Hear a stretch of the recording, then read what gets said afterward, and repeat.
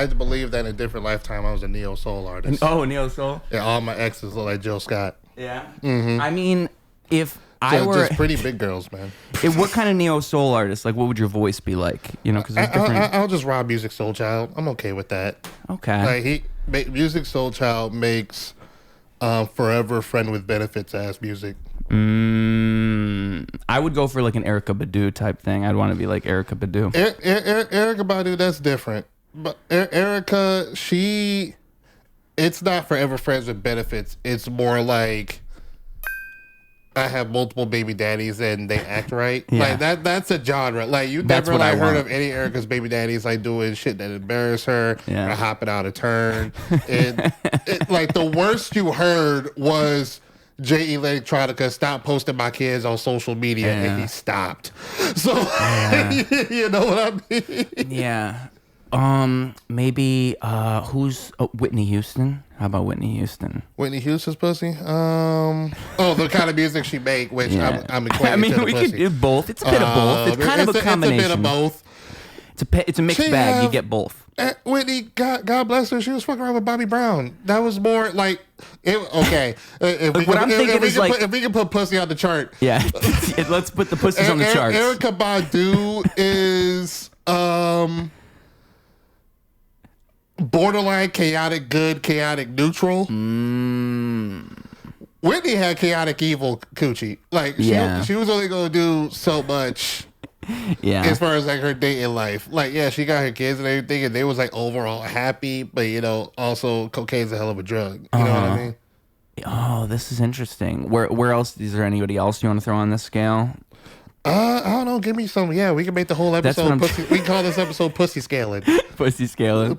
You know, I just like what I'm thinking is, if I was to try to be an R&B artist myself, like what lane am I trying to go in? Like whose style am I trying to jock? And that's kind of the angle. For you? That's why I said Erykah Badu, because I think I'm gonna move into like an Erykah Badu type, like like spacey type. That's what I'm gonna do. But maybe you would be different. I can see you as a better Jack Harlow. No, I thought we were doing black R&B queens. But I'm telling you who you gonna be. Like I'm telling you, I refuse. If Jack Harlow actually honored the craft and actually tried to come out with some D'Angelo type shit, it could be that. I'll take that, because the thing is, like, I even feel like Logic. He tried to do a non-rap album. It's tough when Logic tried to do jazz. He didn't do jazz. He did something else even. It wasn't even jazz. Was it rock? Maybe. I'm going to look up what genre Logic's other album was, because he did an album, but it was like a genre-twisting album, and it wasn't received that well. Because of course it would. Different genre album. That'll probably pop right up.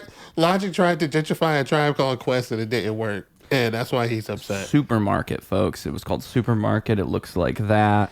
And I'm waiting for people. I'm not enthused. What was this?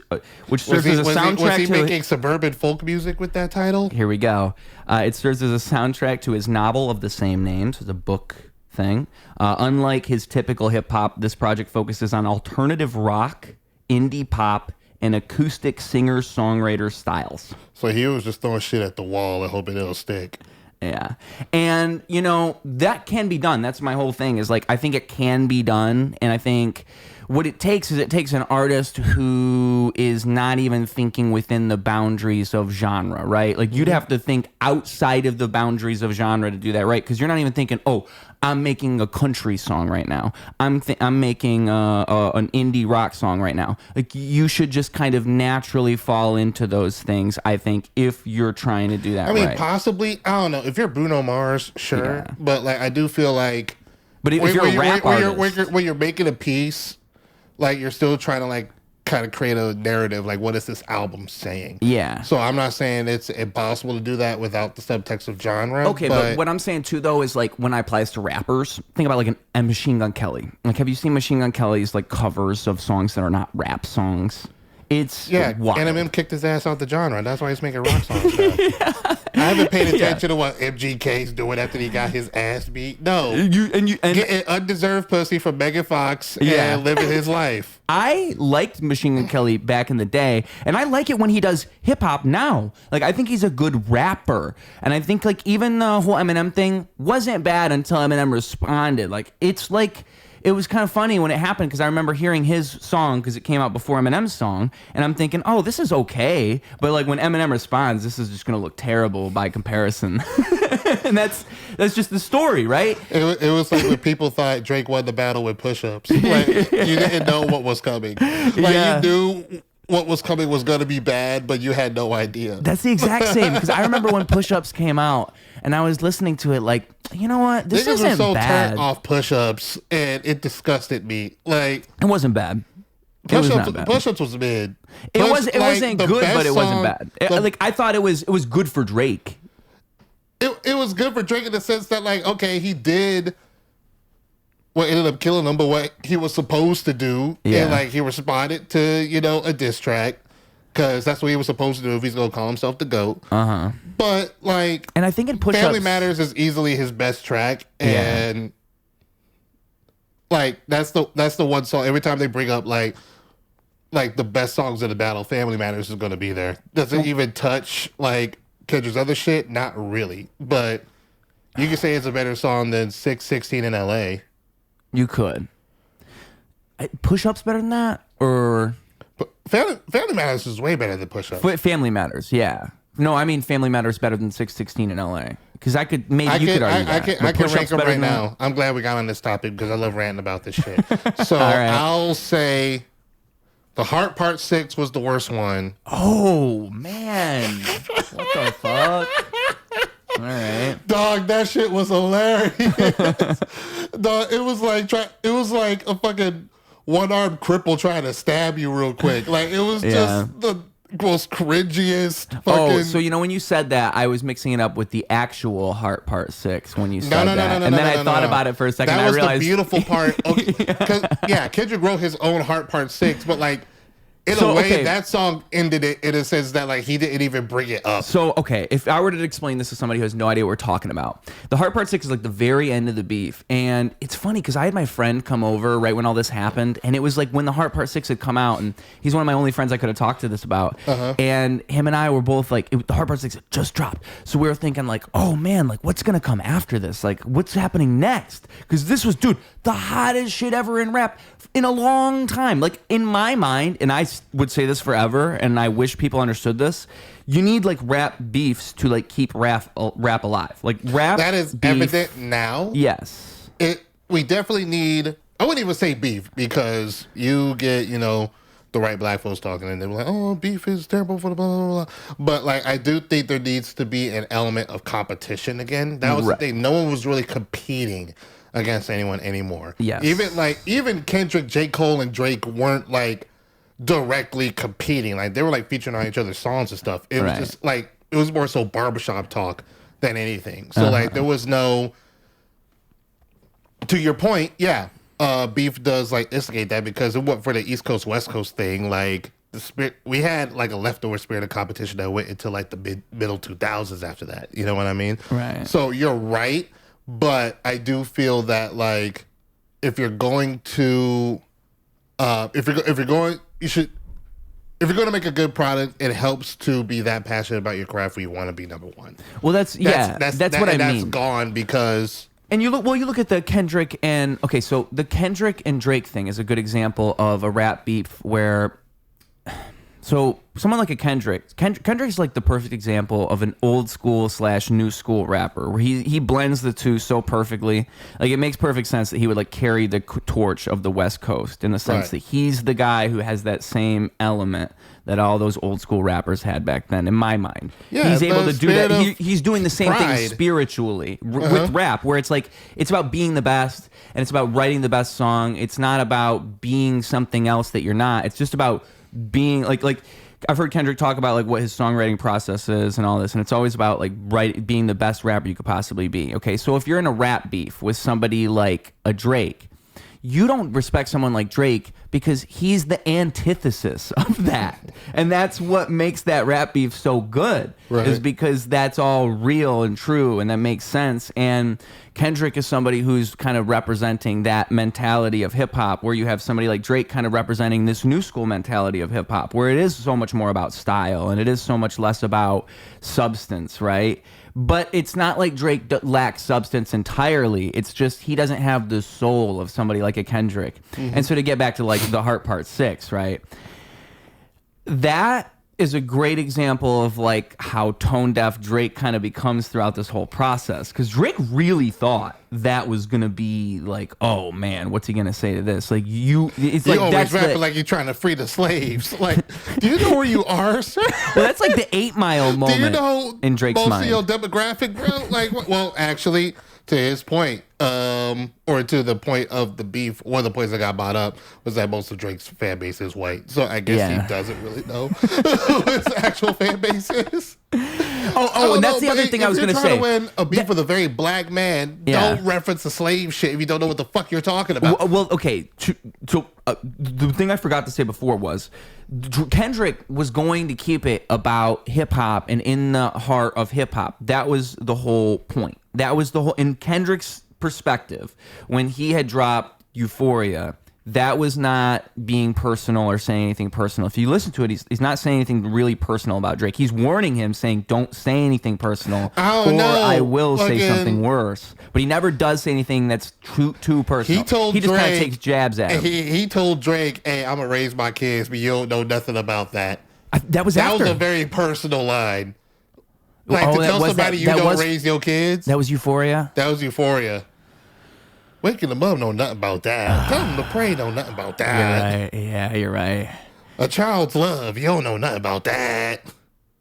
Okay, well, what was it? That would be Family Matters, because it was push-ups. Again, Drake didn't say anything personal. It was Family Matters. That, of course, is Family Matters in the name. And so he makes it about family, and that's where it all goes crazy. And in my mind, if you're talking like hip-hop, and in the name of hip-hop, Drake broke the rules. Right. Maybe you're right. Maybe Kendrick kind of broke the rules first, but I feel like Drake really crossed the line, because he's talking about, somebody else is fucking your girl. That's what Drake starts saying. And it's like, Drake, you didn't have to say all that. That was the whole Dave Free. So you're saying that that Family Matters was the escalator that led to Kendrick dropping Not Like Us. Oh, absolutely. Call him a pedophile throughout the whole song. Unarguably, that's what happened. Unarguably. Kendrick wasn't going to do all that. He was going to keep it nice and like just lighthearted, and lighthearted meaning, lighthearted by Kendrick standards, right? He wasn't going to go that far. But then as soon as Drake says, talking about the mother of his child, oh, well, come on. Like, now Kendrick's like going full rapper mode all the way. And I just think like Drake was never ready for that. It's so funny because I think Drake said in that one like AI song, like, where's all your songs at? You're afraid to what AI song? You don't remember when Drake did it was like he did one versus him, and then one versus Snoop Dogg, and then one versus somebody else, and it was AI. Made. Yeah, the tailor-made freestyle is what it was, and it was a bunch of different voices, and it was all Drake, and that also, I don't think people like that too much either, because they were all just. I think people thought it was kind of weird. It was kind of weird. Like, dude, don't do that with Pac's voice. That was disrespectful. Oh, it was Tupac too. Yeah. No, that's the thing. He did it with Pac, Snoop. Those are the two. He did it with Pac and Snoop. So people did like, dude, like that's a dead man. That's weird.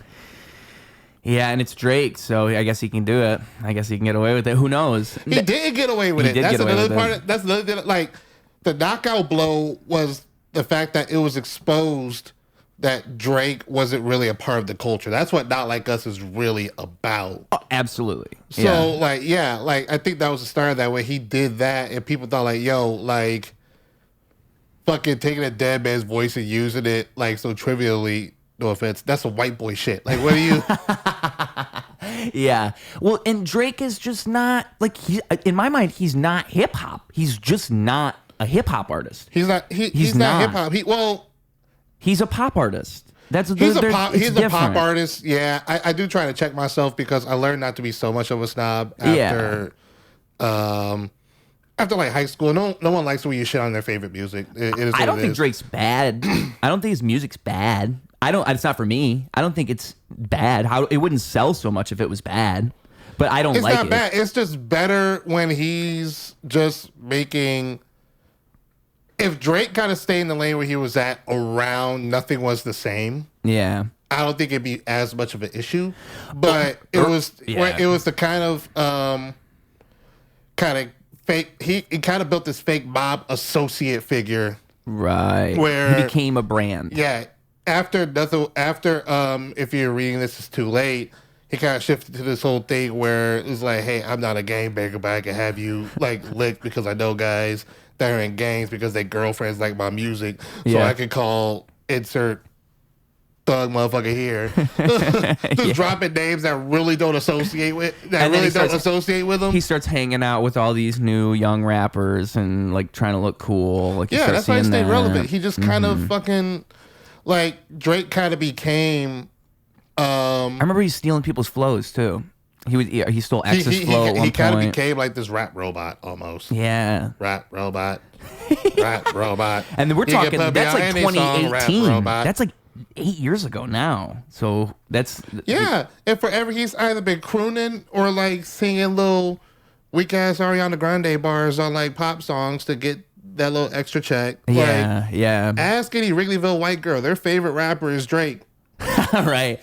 I like early Drake, like you're saying, like the earlier, like when he was getting started, because he was a lot, again, like him straying away from hip hop and all that. He used to be more of a hip hop artist. He used to feel like more of like felt very inspired by a Lil Wayne and like all this, where it felt like he fit naturally in that circle where it was all Young Money Records and it was all those guys. It made perfect sense. Right. But then you fast forward 10 years later and he's doing like dance hall songs.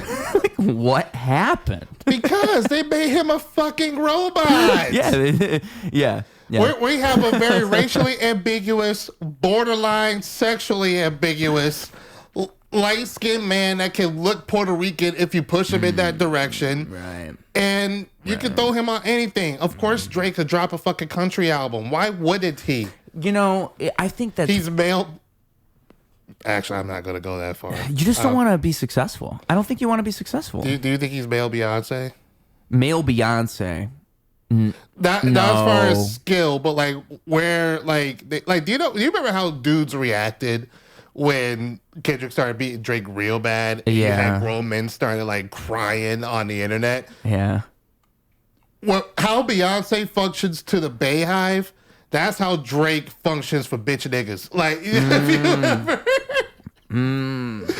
it's the same. It's like they're God. Like, okay, dudes were like shed like real true. tears to Marvin's Room in 2009, and like now to this day, he's their favorite rapper because he's the only rapper they've ever cried real tears to. Yeah, and they won't admit it, but that's the connection. You know what I mean? And that's not gay at all. There's people. It's a little immature. It's a tad gay. Don't get me wrong. I don't cry to fucking. I don't know. If you want to get some real tears, you gotta listen to something that was like before 1981. Oh, really? Before 1981, or it has to be a good soundtrack track from the 90s. Not like a regular album. It's gotta be something that was like on the Space Jam soundtrack or something like that. But music doesn't make me cry much. There's a couple songs that'll make me cry. You ever heard "Cause I Love You" by Lenny Williams? Mm-mm. Next time you single right now, or you got a girl? Single. You're single? Okay. The next time you start fraternizing with one of these hoes, and they pull some fuck shit, and they break your heart, put on "Cause I Love You" by Lenny Williams. If you love that girl, you go cry and shit. I'm gonna cry and shit. Cry together. And shit. It's gonna be diarrhea of emotions. All right, I'm looking forward to it. I mean, it's cathartic as all hell. Yeah, cathartic. I mean, indeed. Thank you. Crying and shitting is, I mean, something that I don't think. Have I ever done both at once? It's a great question. Maybe. I think so. Crying and shitting. There's gotta be one time I was really depressed and I had to shit. Like, that's what I'm thinking, right? I don't know. Crying. If I think about it, there's probably one instance where It might have been a long cry, Maybe, like, and drunk. I thought I had to take a shit, and so I'm doing that, but I'm still sad. That's what I mean. Right. Super bad day. Yeah. It's and very cathartic, actually, because think about it, you're getting it all out. You're getting it all out. Yeah. And now you feel even more empty. Yeah, right. You gotta really go do something. Have to take a nap. You really get tired after that. Physically and emotionally, you are gone, sir. Yeah. But what was the song that made me cry? Oh, Mac Miller can make me cry. Like, there's one Mac Miller song that makes me really, like, it just makes me. And it was it was right after he died, and it makes me sad. But it's not that he died that it makes me sad. It's just the song itself. It's like, just, oh man, this is like a sad ass song. Like 2009's a good one, but I don't think it makes me want to cry for real. But it's a great song. Like, you could make somebody cry. That song could. He's really good. He's a soulful person, and I think that's why that happens to me. But it's weird because it's like the only rap artist, like hip hop based artist, where I've ever felt that way at all. I don't know what it is, because I swear, like, there's no other rap song where I'm like, oh my god, like, I'm getting emotional listening to this. Never. There was a guy. I will tell you about a dude who used to wear button downs underneath his t-shirts. I thought that swag was so hot. Back in 2009, 2010. Underneath? He wear a button down underneath his graphic tees, right? Oh, He was the wild. biggest fan of Sonic the Hamilton, or Sonic the Hedgehog. He called himself Sonic the Hamilton.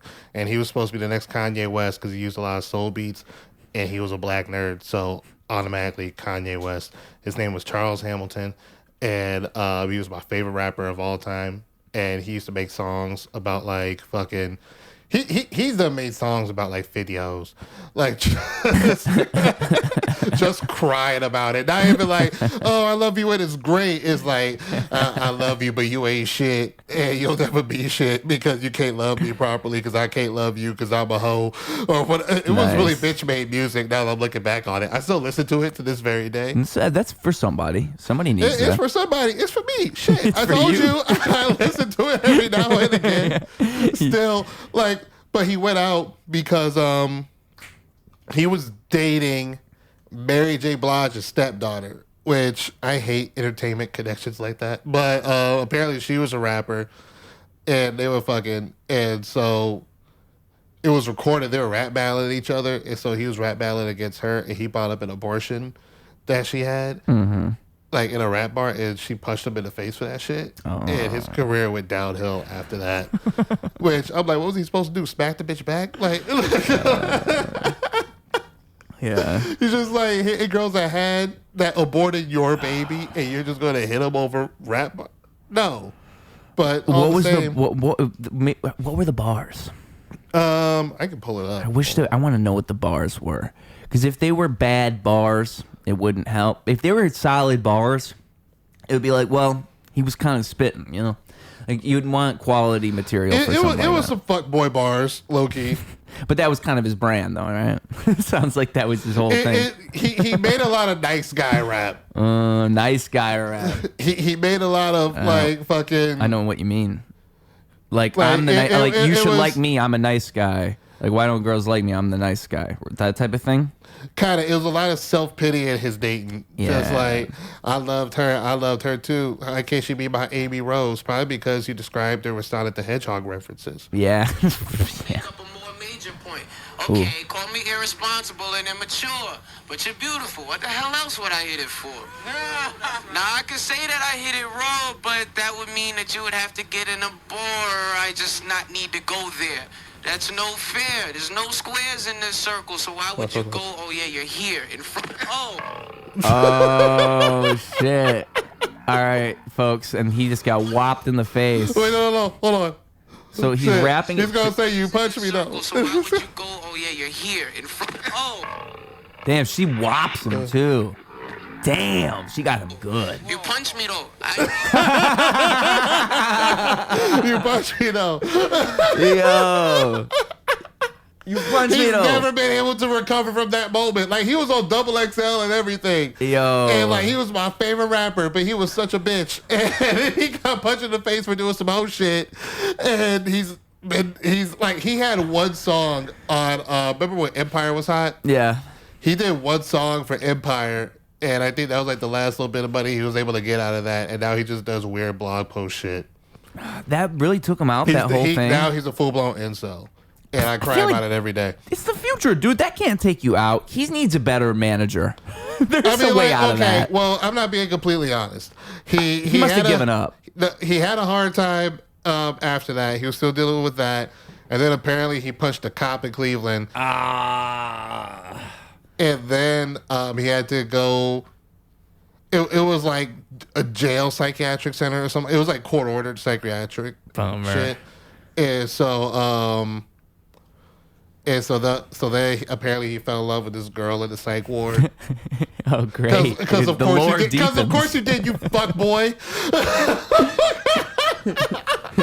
Starts rapping at her in the ward. All coming to me like, dude, this nigga was a horrible person. My boy Matt is gonna be so proud. Yeah, he's been wanting me to hate Charles Hamilton for years, and it's now coming like, oh, this nigga was a fucking piece of shit. Yeah.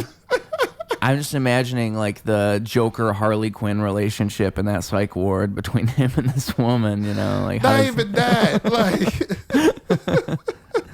But I mean, he's not the Joker because he's just gonna cry when you yell at him. Yeah, that's the kind of nigga he is. Incel Joker, which is the true hero the incels need. I think they need the incel Joker. Joker 2. I don't know if you know, like I refuse to watch it. The theory of that movie is that they didn't like the incels that were surrounding Joker 1. So they were like, this movie's going to be bad. So that way all those incels that like Joker 1 are going to be like, oh, and they didn't get their movie. That's the theory on why they wasted like $200 million on the movie. Well, now I wish I hadn't said I refuse to watch it. Joker 2 is, I mean, that's why Quentin Tarantino, he came out and he said like Joker is like the Joker of films, and that's what his take was. I mean, but that's kind of what he's trying to say, is like the movie is a meta movie in the sense that, which I don't like this whole thing. Like, I hate this idea of like making a bad movie to like get at somebody. Like, how about just make like a Joker good 2 would be the movie? last one. It was literally the Matrix 4. Which that was just hilarious. I didn't see that, but I heard that movie. Like that was the reboot, right? When it came out. Well, it's the sequel, not reboot, but like it's coming back after 10, 12 years. I don't know how long. The Revelations, what it was called. Yeah. Did you see it? I didn't see it. That's all I know. Matrix 4. I know Keanu did not change his hair. He kept the same hair. I know that. He didn't change his hair. Matrix 4 isn't even about the Matrix. Matrix 4 is about this guy that wrote the story of a very popular video game in the early 2000s, and the developers are like, make another one, and he's like, no, and then they're like, okay, well, if you don't make another one, we'll just make it without you. So Keanu just plays the Wachowskis throughout the movie, and so now he's writing a movie about the Matrix, the video game. What?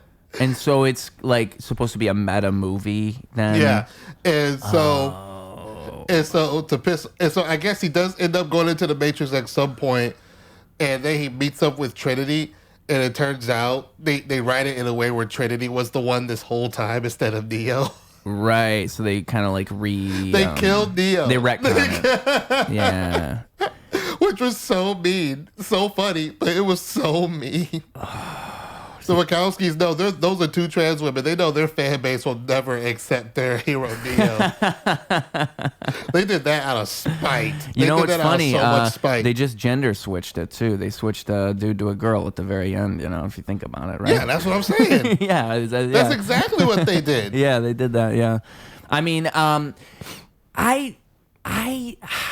I hate this thing though, where it's like, why does it whenever you bring back an IP, it's always like, oh, we hate what the old thing was. We want to change everything about the old thing. Because it sounds like that's what they did there too. It sounds like they were like, oh, we know that you like the old Matrix, but fuck you. Fuck you.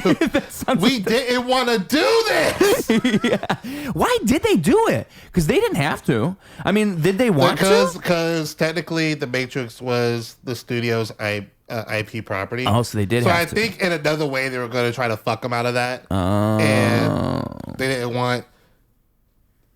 Or what they could have saw was that, okay, if they're just going to start doing this with our IP, they're not going to stop at a 4. They're going to try to make a whole franchise and a TV show they were going to be surrounded by the Matrix Origins Season 3 debut on Paramount Plus or something like that. Right. So they were like, why don't we just kill it now?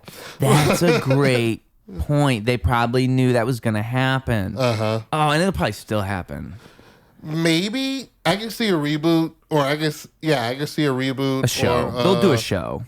They'll do some they'll fucking... they'll try to redo it, and then, they'll try to make a whole franchise out of it. I can see them doing it in 10 years. Dude, well, the Harry Potter thing is like the beginning. Like, I mean, because before it was, we're gonna bring back franchises, but do like an additional story you haven't seen before. Mm-hmm. This is like the first time you're seeing, this is a movie we've all seen, and we're redoing it as a show and extending it. And I guess you could use like the reasoning, well, it's a book, so we can include more of the book material. I don't know, man. I feel like all you have to do is go into one of these AI chatbots and go, convert this movie into a 12-episode series. That's exactly what they're doing. That's what they're going to do. And you could do it right now yourself. I feel like people are kind of falling out of love with the, franchise IP. You know what I mean? Yeah. Like, how well do you think Super Mario Galaxy, which came out this weekend, I didn't even know that it was going to come out this weekend. It's the second one? Yeah, it's the second one. Yeah. Like, how much more of a big deal would it have been if it came out in 2007? Oh, absolutely. You know what I mean? Mm-hmm. But, now we don't even care. And even if we get Sonic 4, which I love Sonic 3, Jim Carrey was that guy in that movie.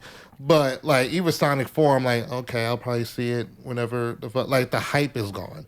So I feel like this is a good chance to really, hone in on doing original material where you don't have to fucking hang on to IP and try to justify using it by making a new shitty streaming show every 5 years just to keep it. You know what I mean? It's funding though, because you can make a new IP. The problem is getting the funding to get your IP to even have eyes on it and getting advertising. I mean, half of filmmaking. But that's on the studios though. It's exactly. It's that the studios, they aren't looking for original material. They're looking for something that was based on already a successful franchise. Exactly. It's fucking comic book heroes, young adult books that Netflix can make a cheap movie out of. And every now and then you'll have these shining fucking golden gooses that pop out that lay these eggs and Stranger Things. Yeah, at first. Even that went on too long. At first, Stranger Things was great, but I was actually referring to movies. You get Sinners. I just watched Sinners. That was an awesome movie. Mm-hmm. And that movie's essentially, in my mind, the way that movie functions, it's kind of like an indie movie if you just gave it $100 million. That's what the movie feels like. That's exactly what it is. Yeah, and that's what it is. Because movie, and it's what movies should be. They really care that much to try to make an indie movie. Mm-hmm. So, but it. Because I thought I didn't even know the budget was that big. I was watching it thinking, oh, this is like a $10 million movie. Mm-hmm. Then I look it up, it's $100 million. That's 10 times what I thought it was. And I guess a lot of it has to do with doubling the Michael B. Jordan in the movie, doing all that. And obviously, if you watch the movie, there's a lot of prosthetics and a lot of shit going on. And I just feel like even you could argue that movie's nothing is entirely creative or its own thing. Really, it's kind of a rehash of From Dusk Till Dawn with a different setting and different characters. That's basically what's happening. With maybe you could, and then it blends that with maybe more of a crime genre rather than the mystery thing you got going on with Quentin Tarantino. And so you could say it's not entirely creative, but nothing is entirely creative. You still need movies like that are trying to do something different. And I would even say with these superhero movies, you can make those good. But the problem is you have so much studio involvement with the Marvel that you are never going to see an awesome director touch one of these IPs because they don't want to have all this other studio influence on their movie. That's why they're Martin Scorsese or Paul Thomas Anderson or any of these fucking Christopher Nolan. They're never gonna go and Quentin Tarantino. He's not gonna make a Marvel movie. It would be so awesome if he did, but he never will because Marvel's gonna fuck the whole thing up for him, and they all know this. That's the whole Marvel structure. Marvel could fuck it up, but also Martin Scorsese would probably do some weird shit Can the girl be 17? like Spider-Man loses a kneecap or something like that. Oh, and make it violent. Now it's an amputee or something or some shit. Yeah. I get it, but also like give me my comic book movie, bitch. Yeah. Give me my lore on screen. I know the lore. Put it up there. I just mean like even these good directors who end up with Marvel, like Taika Waititi. The first one he did was good with Thor Ragnarok. That was good. But then the ones after that just kind of more and more feel more and more like, oh, he's just trying to Marvel's trying to get him to do the thing that he did with Thor Ragnarok and be funny, and he doesn't have any creativity in any of this. And then it ends up just kind of feeling, and then who knows, they rushed the fuck out of these movies. It's a studio. The whole point is it's so far away from, hey, I have a camera, you're my friend, you're an actor, let's go act, let's go make a movie. That's what filmmaking starts out as, and then you just go out into this world and it becomes 10 guys in a room telling you what you can and can't do, rather than that infinite creativity you had when you picked up the camera. And it's always the middle ground between those two things, and you just watch things slowly lose their soul. Like everything.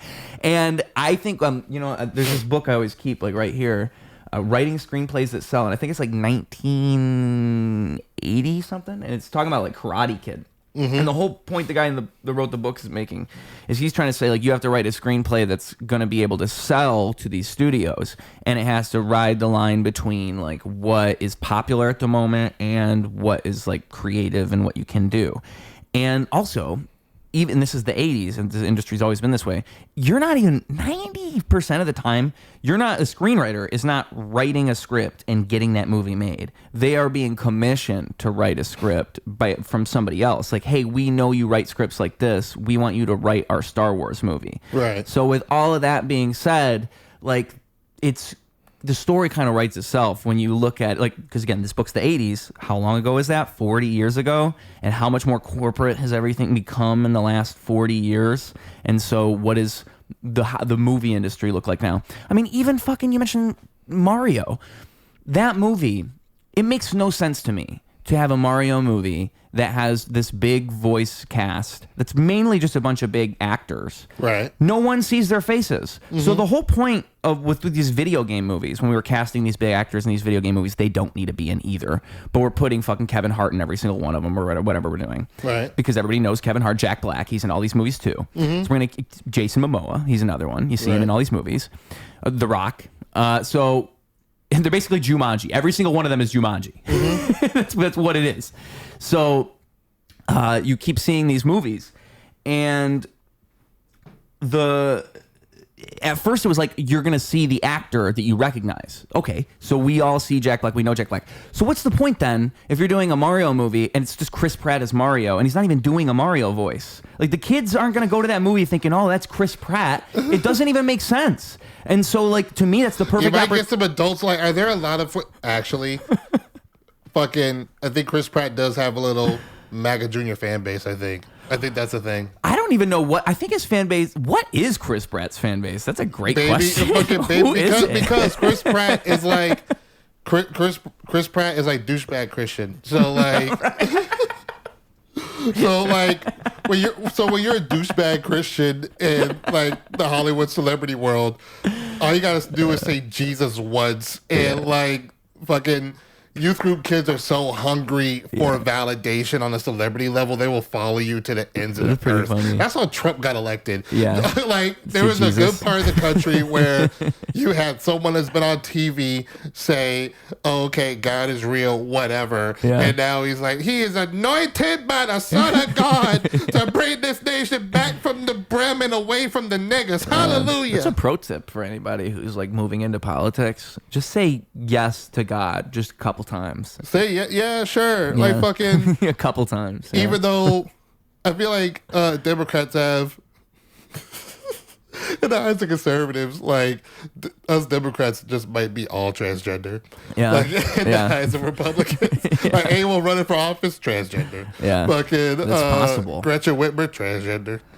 Yeah. They're all transgender. I mean, what the fuck was I saying? With the to the movies, so the fucking okay. So you look at these the point that I'm making is you could have fucking hired all the people from the Mario games. You got all the Mario games. The voices are right there. The people who are the voices. If you're making the movie that's true to the games, you take the voices from the games and you put them in the movies. But you know what?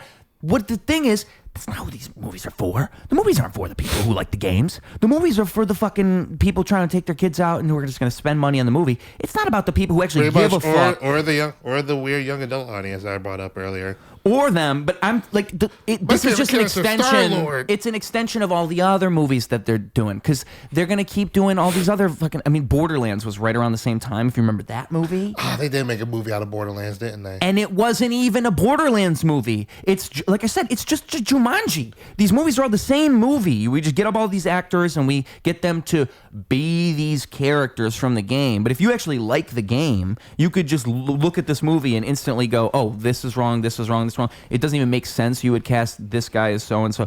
All these things you could say, but it's just so obvious what's happening. They just don't give a fuck about that. They don't give a fuck about Borderlands. They don't care. They just want to make money off of that thing because they know the video game movies are in right now. Right. That's what's happening. And that's what's maddening about it. What drives me nuts is, as somebody who likes the idea of video game movies, you could make a good one. You could. You could make a good one. A perfect video game movie. They don't want to make a good movie. They want to make a movie that will sell tickets. So it's always the most inoffensive. Like, do you know who pisses me off more than anyone else? Anyone that's a real person and not Jim Carrey in the Sonic the Hedgehog movies. I do not care about anyone else. Yeah, he's the only one. Just have Jim Carrey dance around a green screen. I don't care. But because people, they think like fucking vanilla ass people in the suburbs need someone to grab onto so they can feel a part of the movie, they put the most suburban, inoffensive, interracial couple at the center, and they're like Sonic's parents for some reason. I haven't consumed that much Sonic the Hedgehog, but I know he didn't have a fucking boardroom approved, like, not disgustingly liberal, normal enough couple that was decided on during like the fucking pitch meeting, and like they're pitching Sonic and they're like, okay, well, we need humans because we need an excuse to call this live action. Like, we can't just call it live action and it's just cartoons and Jim Carrey and a green screen. Right. We need like at least 50 humans on this project. Even if 45 of them die because Robotnik brought his robot out. So you tell me, how good are those movies worth watching? I haven't watched a single one of the newest Sonic the Hedgehog movies. I will give you a rank. I didn't know there was... Sonic 1, it's better than you expect. Okay. But Sonic 1 has help because, or at least later on in streaming, because it did well enough. I think the reason why they saw the first Sonic movie was because of the way we made fun of them on the internet. Yeah, because he looked terrible. It was that kind of unintentional hype. Yeah. Yep. So that was probably one of the few times that a studio had ever responded to people making fun of how bad the CGI was, that they just fixed the whole thing before the movie came out. You know what? Fuck it. We're not dropping this bag. We got Jim Carrey for this. Yeah. Let's just go ahead and fix it. Folks, go ahead and look up that old Sonic because it's horrifying. It's horrifying. It was in the fucking Chip and Dale movie. Did you see the Chip and Dale? Right, yeah. And he had his own booth. I'm going to make it back in Hollywood, baby. You'll see. Yeah, that's so funny. The rejected Sonic. So they get better as they go along. Because it's interesting. So the second one's better than the first one. Third one's better than the second one. Every movie they show less of the other humans. I think even in Sonic 2, they had them like on some kind of vacation because they didn't feel like dealing with them for real. Yeah. Or that might have been Sonic 3. Because there was a wedding in Sonic 3 and it was just fucking normal shit and big black lady shenanigans and nothing that really mattered. Like, they had to give them something to do. Yeah. And Donut Lord almost dies. He calls this main guy Donut Lord, which is funny. But okay. But yeah, like, you don't really need them anymore because why do you need two vanilla ass humans as Sonic is going Super Saiyan on the moon? You don't need that. Yeah. Jim Carrey can carry this whole movie by himself, and you know he can. Yep. He's so good. And he's not in the fourth one, no? He's going to be in the fourth one. He should be. I thought he wasn't. Isn't Jim Carrey dead now and it's that clone? You see all that, right? I'm sure you saw that. Jim Carrey's a clone now. That's what they're saying. No, he's probably just getting old. He has to botch Botox. I like the idea that he's sending out this guy to just do shit for him, and it's like one of these like bad impressionists. I like that idea. Like, oh, Jim Carrey's just sending somebody out, and because like, I do think that it is weird that Jim Carrey would do in a like the whole. I don't like this whole idea that like. I think people go really far with it, but it is true that never once in Jim Carrey history, folks, did he ever go out at an award show and not treat the award show like it didn't matter to him at all. Like literally every single time he's gone out an award show, it's always like, oh, this is not an important thing, because that's his whole thing is he tries to tell people. In my mind, it's like a good message to send. It's like, this is superficial. It should just be about doing what you do. It shouldn't be about getting an award. And it's all kind of circle jerk. And really, this is nice that we're doing this. He probably did hire somebody. That's what I'm saying. So why would he have then went out and acted like it mattered? It almost seems like it was like an anti-Jim Carrey-esque move. That's really what makes me feel weird about it. He probably did like, hey, if you're willing to sit in a makeup chair for 2 hours, I'll give you $50 and you get to go to the Oscars. And like, what do you say? Impressionists exist. Like, you can find an okay impressionist that looks kind of like you, that sounds kind of like you. I keep seeing these videos on my phone now, and I'm sure that they're staged to some extent. But it's a guy, he'll say, hired such and such impressionist for myself. I don't know if you've seen these. And it'll be like a Michael Jackson impersonator. And they'll show up, he'll open the door, and it'll be Michael Jackson shaking his hand. And then are you okay? Are you okay? And are you okay? He's just doing that in the living room with nobody else. Yeah. And that's the whole video. And he keeps hiring these people. And it makes me think, like, how many impersonators even live near me right now? Like, if I need a Leo, if I need a Leonardo DiCaprio, I'm in Chicago. Right. I could probably get a Leonardo DiCaprio for a party. Like, think about it, dude. That'd be a dope move for a party. I don't know, but what are you really going to do? Just get the Michael. Yeah. Just go ahead and get Michael Jackson. What are you going to have Leonardo DiCaprio do? There's all kinds of Austin Powers. That's another good one to get. I can't do it. That's better than Leonardo DiCaprio. That's a good one. I don't know. You don't want to scare the girls. Who do you think would be a good impersonator? Samuel L. Jackson. Samuel L. Jackson. Will Smith is what I was going to say. Samuel L. Jackson. Samuel L. Jackson. Somebody might think Will Smith. Someone might think the slap's coming. Samuel L. Jackson. You got to think of someone that's just gonna be somewhat entertaining the whole time without trying too hard. Morgan Freeman. If you get a solid Samuel Jackson dressed as Nick Fury, walk around just floating around the party saying "motherfucker," like that's a good party. Yeah. And you take pictures of Samuel L. Jackson, and like he's just chill. Don't pressure him to do any of your favorite lines. Just let him be. Right. And it's like you're paying someone to be like a party garnish, which is dope. Party garnish. Pay him well, get him drunk, let him do his thing. It's like a royal jester. It's like having Spider-Man at a party before adults. It's crazy that that's kind of what those guys are for. That's what they want to do. I think they just show up and just play somebody. I am Spider-Man. You know? Just like, imagine going to a party in Logan Square and someone like hires a Hannah Gatsby impersonator and just float. I know you goobers would. That'd be a fun thing if you like pick these obscure celebrities to be impersonators for, you know, like because you could probably get some work. You know, you'd have to pick the right like once nobody wakes.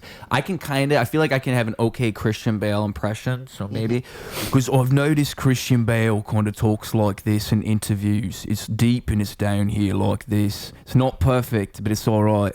So if I could just Christian Bale? Yeah. So maybe if I could look more like him and I could just show up and be Christian Bale. I just realized I don't know his actual accent. I swear to me. Like I know that. I think when he does Batman is down here because the philosophy is you don't have a voice. Batman has no voice. Batman has no voice. That's kind of it. Batman has no voice. It's just what you hear from the darkness. That kind of reminds me of the Cookie Monster. No. Yeah. You said Cookie Monster because I'm fat, motherfucker. The thing is, like, cookie. I was talking with my friend and we were saying, like, what would your Batman voice be? And that's a good question because I think that's why Christian Bale does that. I think it's like he's trying to have no voice because like you don't want people to recognize you because you're Bruce Wayne, so you're trying to have no voice, and that's where you get the Batman voice. I think that's the idea because like he was also like a Joker voice, which is like you sound like such an idiot if you try like because I was on the phone with him trying to do like a Joker laugh. He was like, "Oh, what's your Joker laugh?" So we're trying to do our Joker laughs at each other. Do you want to do our Joker laughs? We're gonna sound so stupid. You sound dumb. You go first. All right. So, because the thing is, you want to have your own. So I'm trying to think how I would do it. All right.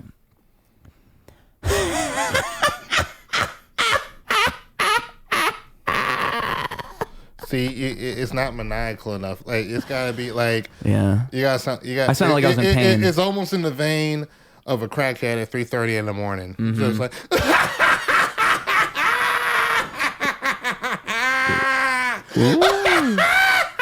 Like you gotta have a little. That was way better than mine. Fuck, dude, that was really good.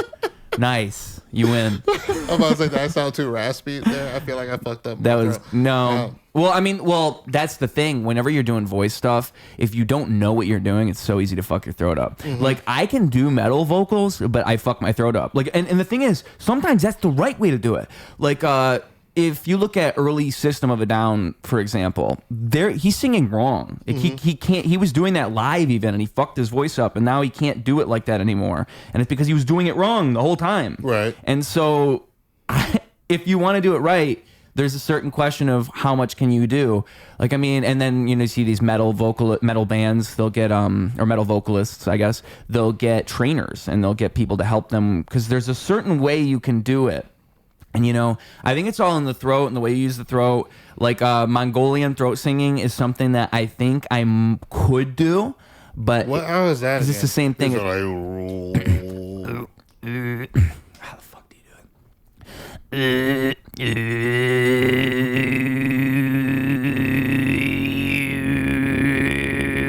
it? So the hard part is you have to do like subharmonics. So it's in your throat. But it's almost like, because if you do animal noises, if you can do sound effects, like if I do a cat sound, like it's all back here, right? So I think it's the same exact thing where I think the reason Mongolian throat singing existed is because they're just sitting in fucking caves, dude. They're like, what can we do?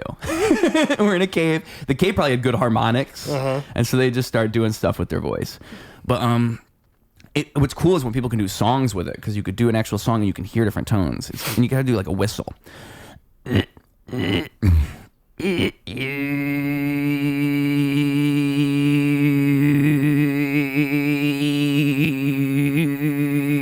I was kind of doing it there. That's kind of it. You sound kind of constipated. It's so hard to do, man. How the fuck did they do that for minutes? And it makes you feel constipated, by the way.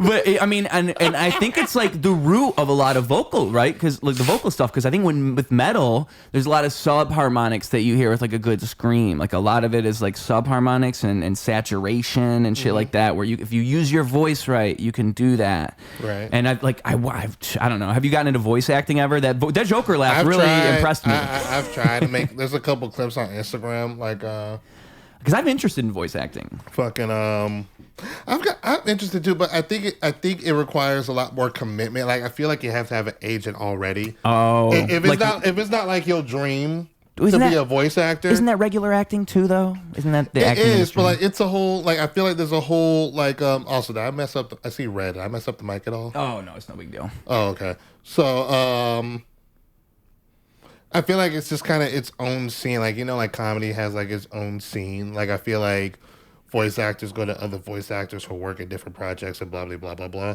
So, I feel like it is kind of one of those things where either I'm going to put all my energy into voice work or I gotta just go ahead and keep writing the comedy thing out until I meet somebody and I mention, I could do voice acting too. I have a couple reels that I made.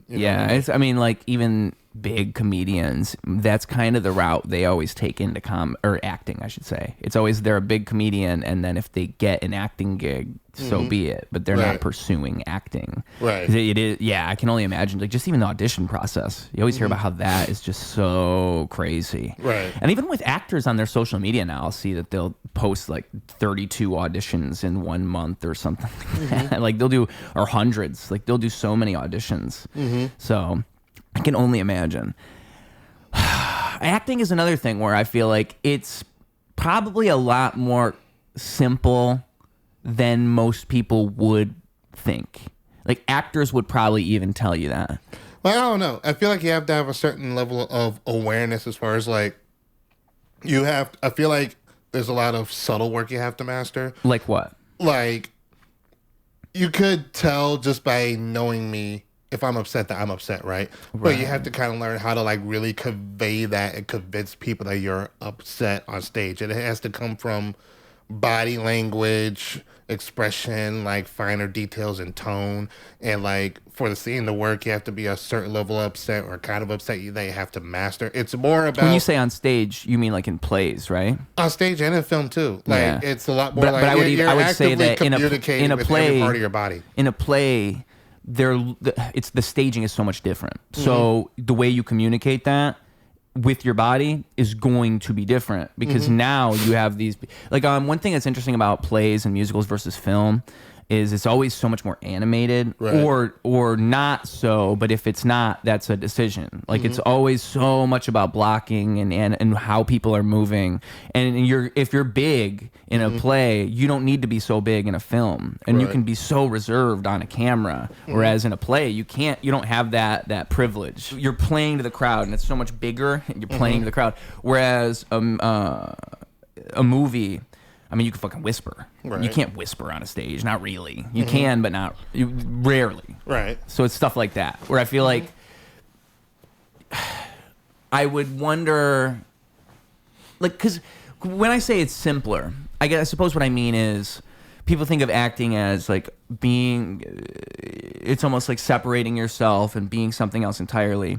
But I don't think that's so much what acting really is. I think a lot of acting is actually applying yourself to something and learning to do that and learning to sort of think like yourself but someone else rather than think like someone else. Right. And I think people just have it backwards. And that's what makes it simpler. Because if you're thinking of it like you're playing someone else entirely, that's confusing. But if it's really just a different version of you, and everything's a different version of you, it makes a lot more sense. Right. But people get that wrong. I guess impersonations would be the hardest things, right? When you're playing a character that's literally somebody. Like if you're playing like a biopic or something, that's where it would probably be the hardest thing. Because then it is somebody else. Then you can't be yourself at all. Well, yeah, even Will Smith is more so Will Smith as Muhammad Ali. Right, yeah. The Rock in that recent biopic was pretty good. He was pretty good at not being The Rock. It was one of the Safdie brothers, if you know what I'm talking about. I feel like he had a hairpiece on, right? Yes, and he was like a bunch of prosthetics. Yeah, that's what helped. But even his acting itself, like, it actually felt like it wasn't The Rock. Whereas Will Smith, dude, any Will Smith movie, I don't think he's ever not been Will Smith. I don't think ever once. I think it was Independence. Oh, hell no. Independence Day fucked that guy up. You know, if he had maybe ever done a Quentin Tarantino movie, you know, Adam Sandler was supposed to be in a Quentin Tarantino movie at one point. He was supposed to be the bear Jew that was the guy with the baseball bat that was going to swing the bat. And that would have been... They were going to fucking swell Adam Sandler up like that? Yep, he was going to be swole. Didn't they book The Punisher for that? Yeah. They did. That was The Punisher. I think so. The Punisher was the maybe bear not. Maybe not.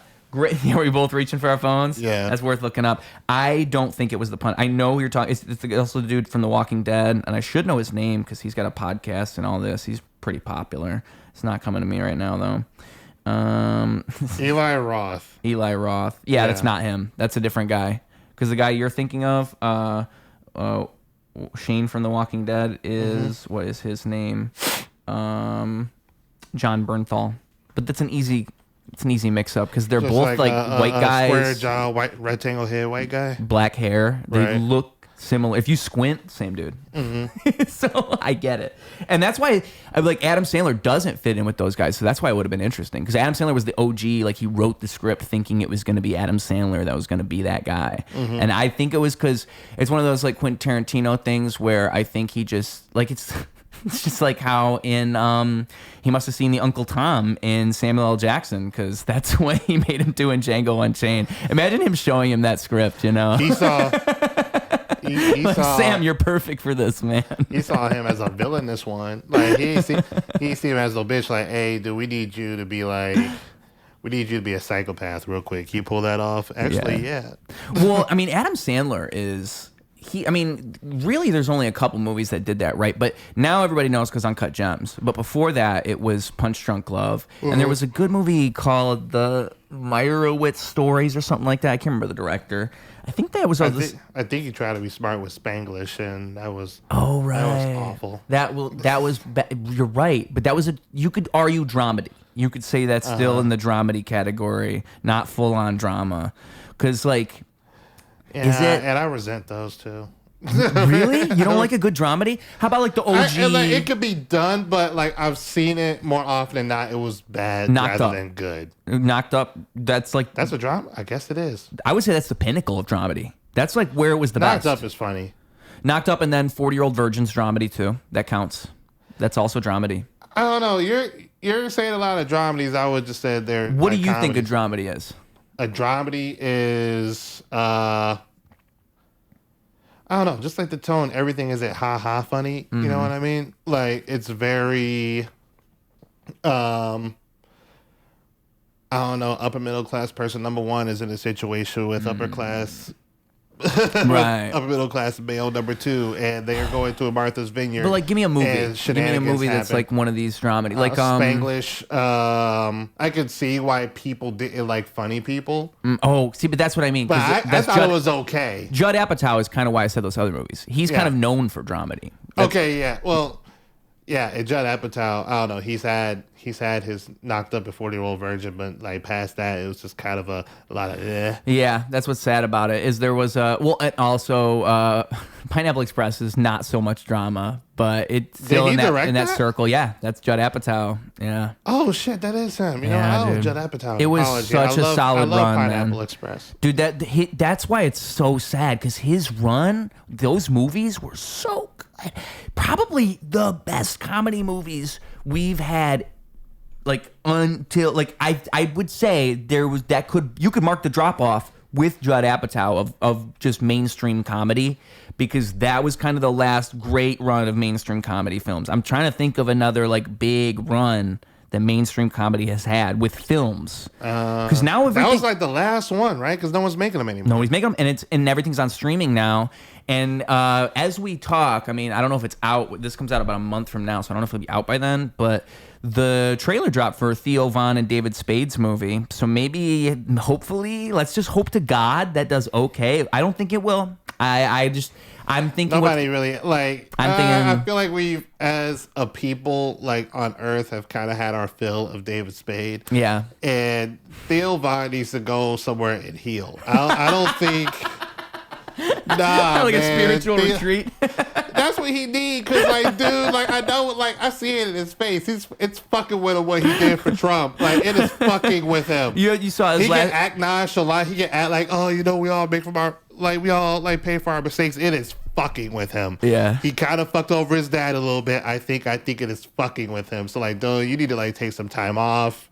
Like fucking pull a Louis C.K. and just start popping up in a comedy club just to see the vibe and shit. And like, just go figure it out, man. We don't need a Theo Von and David Spade. Are you crazy? That's too. That whole movie is just going to be that polyester flaming button up that every other edgy kid had in elementary school. That in movie form. We don't need that right now. You want to know what the premise of the movie is? What's the premise of the movie? It's called Busboys, and it's about two guys Sounds who like Clerks so far. Go ahead. they're busboys and at a restaurant, but the reason they became busboys is because they realized that servers are the ones who get the girls, and so they need to work up from busboys to servers. And the movie is about their struggle to work from busboy to server, because servers are where it's at. It's the premise of the movie. And I saw someone say in a comment, like, it seems like an SNL skit. And I can see that. But I mean, you could argue that some of the best SNL movies were literally SNL skits. But that's a weak ass plot, man. Yeah, but that is the plot. That's so weak. I'm hoping they're just going to bank on charisma. They'll have some good comedy cameos. What charisma between David Spade and Theo Von? David Spade had enough charisma for 2 movies, and they were like, "Oh, that small white man looks weird. Put him away." And we did. Yeah, that is kind of what Joe Dirt, and then what was the other one? Joe Dirt, and like he was in a couple good ones. Like I think it was. What was some shit he did with Adam Sandler? He's got Kid Rock Hold on. energy. David Spade's got strong Kid Rock energy. I like that. I don't even want to insult him like that. I mean, it's the same aura, man. I don't even mean it in like a negative, derogatory way. It's just, you know, like Kid Rock is the David Spade of whatever genre Kid Rock is. Rock, would you say? Just maybe alternative rock? It's called Trailer Park Trailer Park Rock. Yeah, I but he guess. just owns that genre. I don't know how many other people are even in that. Who else is doing Trailer Park Rock like Kid Rock? You know, that's why I like Kid Rock, just because it's like ICP to me, where it's like this music is awesome for the novelty of it. Like if you ever just want to turn this on, bang da bang, it's ridiculous, bro. It's ridiculous on the face of it. It just makes me wonder, like the people who enjoy it, like how many of them are enjoying it like semi-ironically, like non-ironically. Like where does this land for a lot of these guys? Because somebody's non-ironic, but there's got to be a lot of people who are just like having fun. Just drinking a Bud Light, just fucking around. But then there's those guys who are diehard Kid Rock guys who are like, yeah, fly the helicopter outside the house. Fucking fuck yeah. Work out with RFK. Fucking fuck yeah. You know, it's everything Kid Rock does. They think it's so cool. And like, that's where I'm wondering, like, how much of it is just for fun and we're just looking in and it's like a meme, and how much of it is like real, like, we love Kid Rock. Because I don't know. I'm on the meme side. I'm on like, oh, this is silly. This is just silly. But then you have other people who are like, I gotta imagine they would die for Kid Rock. They ride for Rock. I don't think so. I don't think Kid Rock fans are quite juggalos. Yeah. They're like, not squirting Faygo up their ass or whatever it is. Nah, absolutely. Are they doing that? I know that was an exaggeration, but like I met a couple juggalos. I'm like, that could be a thing. I combine two things. So at the gathering of the juggalo, they do spread their ass cheeks and show their butthole to the audience a lot of the time. And they also squirt Faygo at the audience. So I kind of just combined two things. Not far from the truth, what I said. What a perversion of Faygo, man. I'm from Michigan. Why would y'all do that? By the way, perversion. Rock and Rye, might be the best flavor. I was just thinking about that Red recently. Pop is more versatile. You ever had strawberry ice cream and Red Pop? Yeah. That's a Michigan delicacy. You Chicago motherfuckers don't know nothing about, son. Red Pop's like, because I would describe it similar to cherry, but not quite. That's like, because I don't even know how to describe. What is Rock and Rye? Rock and Rye is root beer, but not really. Rock and Rye, Rock and Rye is sugar and concrete. Yeah, right. Yeah, dude. Yeah, Faygo is like that's like. Is it just Michigan? Is it just there? You can, depending on the liquor store or gas station you go to out here, you can find it out here, but it's not in abundance. Like, it's so good, man. It's so good, but like, it's one of those things where it's like, it's so good, it's so cheap, you realize like, oh, the government is trying to kill us. We were talking before we started about McDonald's, going to have McDonald's as an adult. But like sometimes some shit is just a direct result. Like if you having rallies and Faygo Red Pop together, you got a death wish, bro. Yeah, like, I feel like any Slurpee is like that too. Like a Slurpee is an acceptance of your Slurpees, yeah, but I mean, like you're gonna find Faygo mostly in the black neighborhoods. That's why I call it assault. You know what I mean? Yeah, dude, RC Cola, so much sugar in RC Cola. How about that? When I used to work at G Cards, it was like a commodity place in Flint, so it was like right on the edge of a bad neighborhood. And I always walk up to the store, and they've got the bulletproof glass, and I'm getting my RC Cola 2-liter because that's like the cheapest, biggest pop I can get, and that's my drink, bro. I don't know. I think, was that a Kroger brand? No, because it wasn't a Kroger. It was at just some random ass store. My dad just started saying, fuck it, just started buying Kroger brand sodas. I'll show you a picture of RC Cola because I've known RC Cola, but it wasn't Kroger brand. I thought it had the aesthetic of a Kroger brand. No. Yeah, it looked just like this. The bottle I was getting looked just like that. Royal Crown Cola. That's called cookout soda. That's what I'm saying. That's soda you be buying when you don't want to be stingy, but like also, yep. I don't care. Y'all can drink store brand soda if you want. I don't really give a shit. It's like the off-brand cereal. It's but not as good. Off-brand cereal. And like now the economy is ruined, we realize, hey, there is no real difference between the shit. Off-brand. I wish a bitch would come at me talking about, you ain't got no name brand cereal. Get out of my house. I think it's Get the fuck out of my house. It's so funny that people are saying like they're making food without dyes in it now. Like that's like a thing now. It's like it's exciting. They're making the food without the dye. That's exciting, or is that horrifying? That's That's what I mean. It's horrifying. That's what's crazy. It's exciting to people, but truly it's horrifying.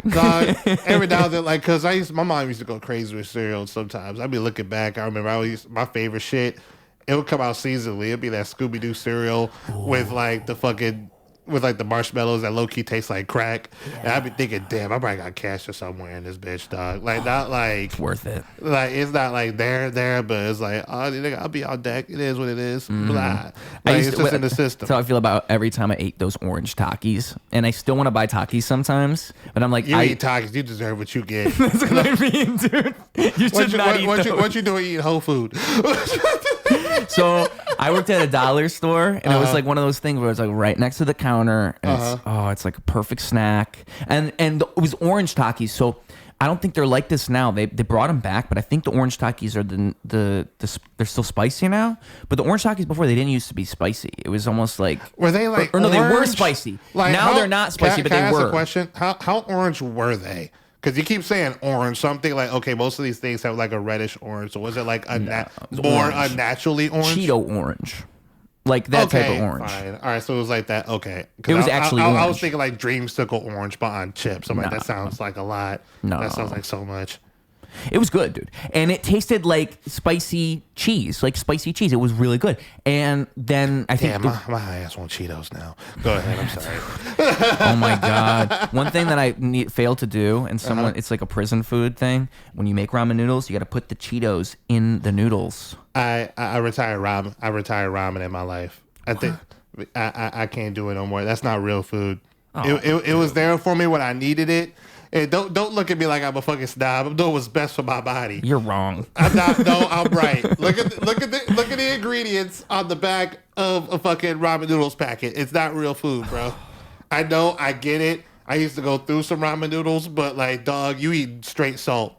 I like straight salt. You can't. What if my body's low sodium, bro? What if my body's low sodium and that's why I like it so much? Okay, well, I guess if you can get that past from a physician, do your thing, bro. But I'm saying, like, as another human, stop eating ramen noodles. Stop eating anything that gives you a whole meal for 10 cents. That's not okay. No, man. No, I mean... Not in this economy. You're wrong, because how about protein bars, dude? $2, full meal. $3 full meal. That's not a full meal. I wish somebody would give me a protein bar. I'd be like, this is the full meal. I'll beat the shit out of you. You see how big I am? That's how they advertise them. It'll say meal replacement, and it'll say that on the bar, at the gas station. It's also gas station stuff. Yeah, and that's for brodies that don't love themselves for real. Like, I can't I can't do a whole full-time ass job, go out and do comedy, take care of a girlfriend, and be like, here's your protein bar. I will crash out. Dude, I'm not going to lie. I'm a bitch for protein bars, bro. Like, that would be on my rider. Snacks. That would be on my rider. I would want 10 protein bars in that bitch. That would be on your what? On my rider. Like, I'm coming up to a venue. Oh, okay. I'm the celebrity. I want some protein bars for sure. Actually, what would I have? Okay. It's a good, I wouldn't be a diva. Just like, you can have this. You ain't got to fucking do all red or something like that. Just like have my shit. Mm-hmm. Like, okay. Hook me up. Actually, I wouldn't even be that bad. I'd be like, all right, give me some Cabernet, bottled water, and like... Cabernet, like a bottle? Yeah. You want a nice bottle, or... I don't want to get in the habit of drinking liquor, like, just because I'm getting up there and GERD is real, so... All right, that happens. Yeah, so I'm going to just get a Cabernet, right? And, yeah, just like a nice... Or even just like, hey, like, what does fucking... The guy that works in the Benny's wine department, what does he think? Like, just go up to that guy. Yeah. Like go up to Harold or whatever the fuck, and ask him, hey, what's your best Cabernet? Money ain't really an option because we balling like that tonight. Yeah, tell him what he says. Yeah. And whatever he says, get the next bottle down, so he's gonna oversell you on some bullshit. Yeah. Get the third option. Okay, now I'm being a diva. Okay, that's on the rider. The bottle, that's it? The bottle, give me some fruits. And I'll call you the day of to tell you what kind of dinner I want. Nice. You got dinner on your rider? I don't know if that's the usual thing. I don't know if they normally do that. Give me a little fucking $25 burger for whatever restaurant I ask for. I think that's what it has to be. Because when you say dinner, do you mean like they're bringing you like a plate and like dishes? If I'm doing like 2 hours, I'm gonna be hungry. Yeah. So yeah. I guess DoorDash. They probably do DoorDash nowadays. Because when I think rider, I guess I think like fucking 15 years ago, like Rockstar, like traveling in the 2010s. I don't think about it like you could just get DoorDash. You could put that on your rider now. Mm-hmm. You could say, you could just pick a restaurant from any city and just have that on your... And I always wonder how riders work. Like, at what level of celebrity do you get that? And then is there a price limit? Like, because they're paying for it. If that's on my rider.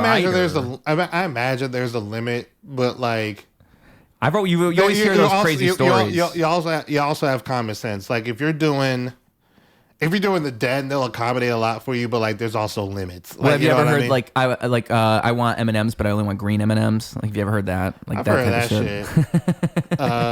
Because that's the type of shit I'm thinking of. Is like, at what Fuck point? out of here. At what point? Why do you want to do that to another human being? Dude, I'm Mariah Carey. I'm Madonna. Why you ain't gonna sift through no M&Ms for me? Just fucking. Well, Skittles, it makes sense. Bring me my Cabernet Scotto if I got women with me, and some snacks, and if I'm hungry, give me some dinner. You have a time limit here? Maybe an eighth. How much time do you got left? I think you have an eighth, dude. No, I know. You could definitely ask for weed. You could so ask for weed. Oh, dude, every time I'd be asking for an eighth. If it's Chicago theater, you could probably ask for Coke. Yeah. No. United Center, definitely Coke. Yeah, I'd be nervous to ask for Coke. You could, but I'd be nervous. But you'd probably be fine. I've never done Coke before, actually, though. Me neither. I never will. Oh, good for you. Me neither. Too close to crack. I feel like I have natural cokehead energy a little bit. I just think that's what happens with me. And maybe it's the caffeine. I don't know what it is, but I don't need that. Like, I really don't need it. I'd rather have drugs that slow me down rather than, like, perk me up and speed me up. I really don't need that. My girlfriend used to be a drug dealer. She said I'm literally not allowed to do Coke. Oh, she gave you no. She told you no. She told me absolutely not. A, I be tweaking off edibles, and B, I can't afford that habit. It's expensive. Yeah. That's the real thing, is how expensive it is. I don't think I could ever afford it either. And I mean, it's the most expensive one as far as I'm concerned. I think it's like that. I don't think crack's that expensive. I don't think meth is that expensive. I don't know. Crack, it by design, isn't that expensive. So crack, meth is a good lower class drug, and yeah, and that's how you get rich anyway. You don't really like. I mean, like, I feel like, not that I've ever been a drug dealer, so I'm just talking out my ass because it's a podcast. I feel like a good part of working up to Coke is just having enough money to casually have that amount of Coke. You know what I mean? Oh, that's all of drug dealing. Yeah. Yeah. Until you get to that point, you kind of need, like, a rapid, like, record of sale. Like, I need to sell, like, these little funky $30 diamond, however the fuck meth costs. I don't know the exchange rate on meth. Yeah. But like, obviously, you need to be a good salesman, but you also need to have an investment in initial capital. And that initial capital has to be like a buttload of meth. You need to have your buttload of meth ready to go and start selling. But let's not write that off as anybody can do this, okay? You need to be a good salesman to sell your meth. Because, I mean, you guys ever watch Breaking Bad? All right, Jesse Pinkman was a good salesman. That's why Walt needed him. Well, at the very beginning, you could say Walt could do it all himself, but he couldn't. He needed Jesse Pinkman to go out there with all the other meth heads. To the point where he used him as a crutch to ruin his life. And had him kidnapped by the Nazis, which, what a way to go out as a show. Kidnapped by Nazis. I think it's funny because, like... Save Jesse from the Nazis. It's so funny because normally that would annoy me, like, because it is kind of just like probably the most generic villain they could have picked, like, oh, bad guy Nazis, like they're trying to top everything they've done before. What's the one thing we can do? Nazis. Like, of course everybody's gonna hate the Nazis, but they somehow get away with it. Like, somehow I'm okay with that being Nazis at the end of the show. Like, it's just okay for some reason in my mind. I don't know. I think it's because Todd is such a good character. Like, he's like the most solid character out of all of them. Like, he's also, I think it's the first time. Oh, like fucking evil Matt Damon? Yeah, Meth Damon. Matt Damon. Yeah. And I'm trying to think what that actor's name is, because he's just in Begonia with Emily Stone, and those movies are really popular. Yorgos Lanthimos, he does a bunch of movies with her, but what's the actor's name? Plays Todd. Either way, that was his first, like, big role, and he's been in a bunch of movies ever since. I think he was in the other first big movie I saw him in after that, The Irishman. He really does look like Matt Damon, dude. Like, dude, where did you come from? It's one of those things where I know if I look it up, his name's gonna come right. Jesse Plemons, that's his name. Dude, fucking, it's so hard to remember shit. You ever? How many names do you think you have inside of your mind? Not a lot. People be getting so mad at me because I can't remember their name. Like in real life? In real life, like I've had people like fucking cuss me out in Zanies. Like, you motherfucker. We've met 20 times. It was just like that. And I think he was a Michigan dude with me too. And the fuck, he's gonna be so bad. I can't remember his name. Would you say nice to meet you or something like that? You say like, oh, that's nice. exactly what I said. No, I walked into Zanies. I'm dapping up everybody. I was like, hey man, I don't think we met. How you doing, bro? He's like, we met fucking 5 times. Yeah. I can't think of his name now. It's tough, man. It's tough because I feel like, especially with like open mics and like Osama, comedy. I'm not gonna put him out there. Osama. But I did remember it now. Any but name. like that's the thing. Like a lot of people, I've had a couple people mad at me because I can't remember their name. But like, I feel like in comedy, because like we know so many people. Like if we don't hang out, we don't hang out. Yeah, exactly. So like we'll be cool for like to like that event. We'll be cool at like in that situation. We have a good time. But like I feel like until like. I be forgetting my own best friend's name sometimes. Not like it's like I'm always worried. You know that we were about to think of something and Right. then like it just goes blank in your head. And you're like, "Fuck, what the fuck was I about to say?" Exactly. It'd be like that. What's my best friend's name? I get pissed. It's Matt. But I wonder how universal of a thing this is, but like I always sometimes if I'm meeting somebody or even somebody I've hung out with plenty of times, sometimes they'll be like, "Oh, I want to say their name, but I'm worried I'm going to get their name." Even though I think I know their name, I'm worried I'm going to get it wrong if I say it, and they're Right. going to look at me like I'm crazy because I don't know their name, and so I don't even say their name. And then it's like you'll just end up not saying someone's name because you're so worried you're going to get it wrong. I know 50 ways to get around that. How you doing, big dog? Oh, there's so many things. Yeah. Hey sis. How you doing, queen? And then you just gotta hope that somebody's gonna like say You gotta it. hear it. You gotta overhear it or something like that. I mean, like, and with comedy, that's why I was gonna say with comedy because a lot of it is open mics and a lot of it is shows where you get all these people and even you have comics in the audience that you might recognize, stuff like this, and everybody's so much of it's hanging out after the show. So like you said, maybe we hung out for 2 hours after like or during an open mic. Maybe we did talk for a while, but there's so many of these people. And so, and also like you do it for long enough, you start getting like people notice you because you know someone they know type of thing where they know like people where you might have met them before or maybe they think they met you but they didn't even meet you type of thing. So this stuff will start happening or people come up to you like they know you but they don't know you. Right. But they'll pretend they're familiar with you because they've seen you on their phone before but they actually don't know you. Right. So you'll have that happen. It's that fucking, what was the word for it? I think parasocial relationships. Yeah, it's just we have this like weird parasocial relationship with anybody. Yes. And even people I've only seen like in real life a couple of times. I'll see them enough on Instagram where if they don't speak, I'm like, okay, well, fuck you then. But they actually don't know you've seen them that many times. Actually don't know. Like if you I really often think about it, dude. I wonder because like I post a lot of fucking clips with the show, and a lot of it's like in the same the same circle. So a lot of the people, like comics that are in Chicago, they might see my face, like, oh, so-and-so, one of my friends was on the show. And then eventually they'll grow this familiarity. So maybe I show up at a mic and I often wonder, like, how many of these people know who I am? I have no fucking clue who that person is. And that's kind of what you're expecting the more... Especially like the longer you've been in the scene. Like I've been in Chicago for like 7 years. Mm-hmm. So you get like a new crop of kids. It's like, hey, Christian Royce. I'm like, oh, hi. Little one. Exactly. You're like Yoda.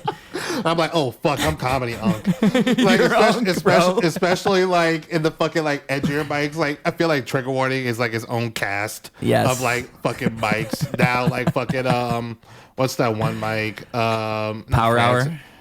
Power Hour's coming back, but it's not back yet. No. It's where did they shoot Chicago Fire? Lottie's. Lotties. And the basement of Lottie's is kind of in that group too.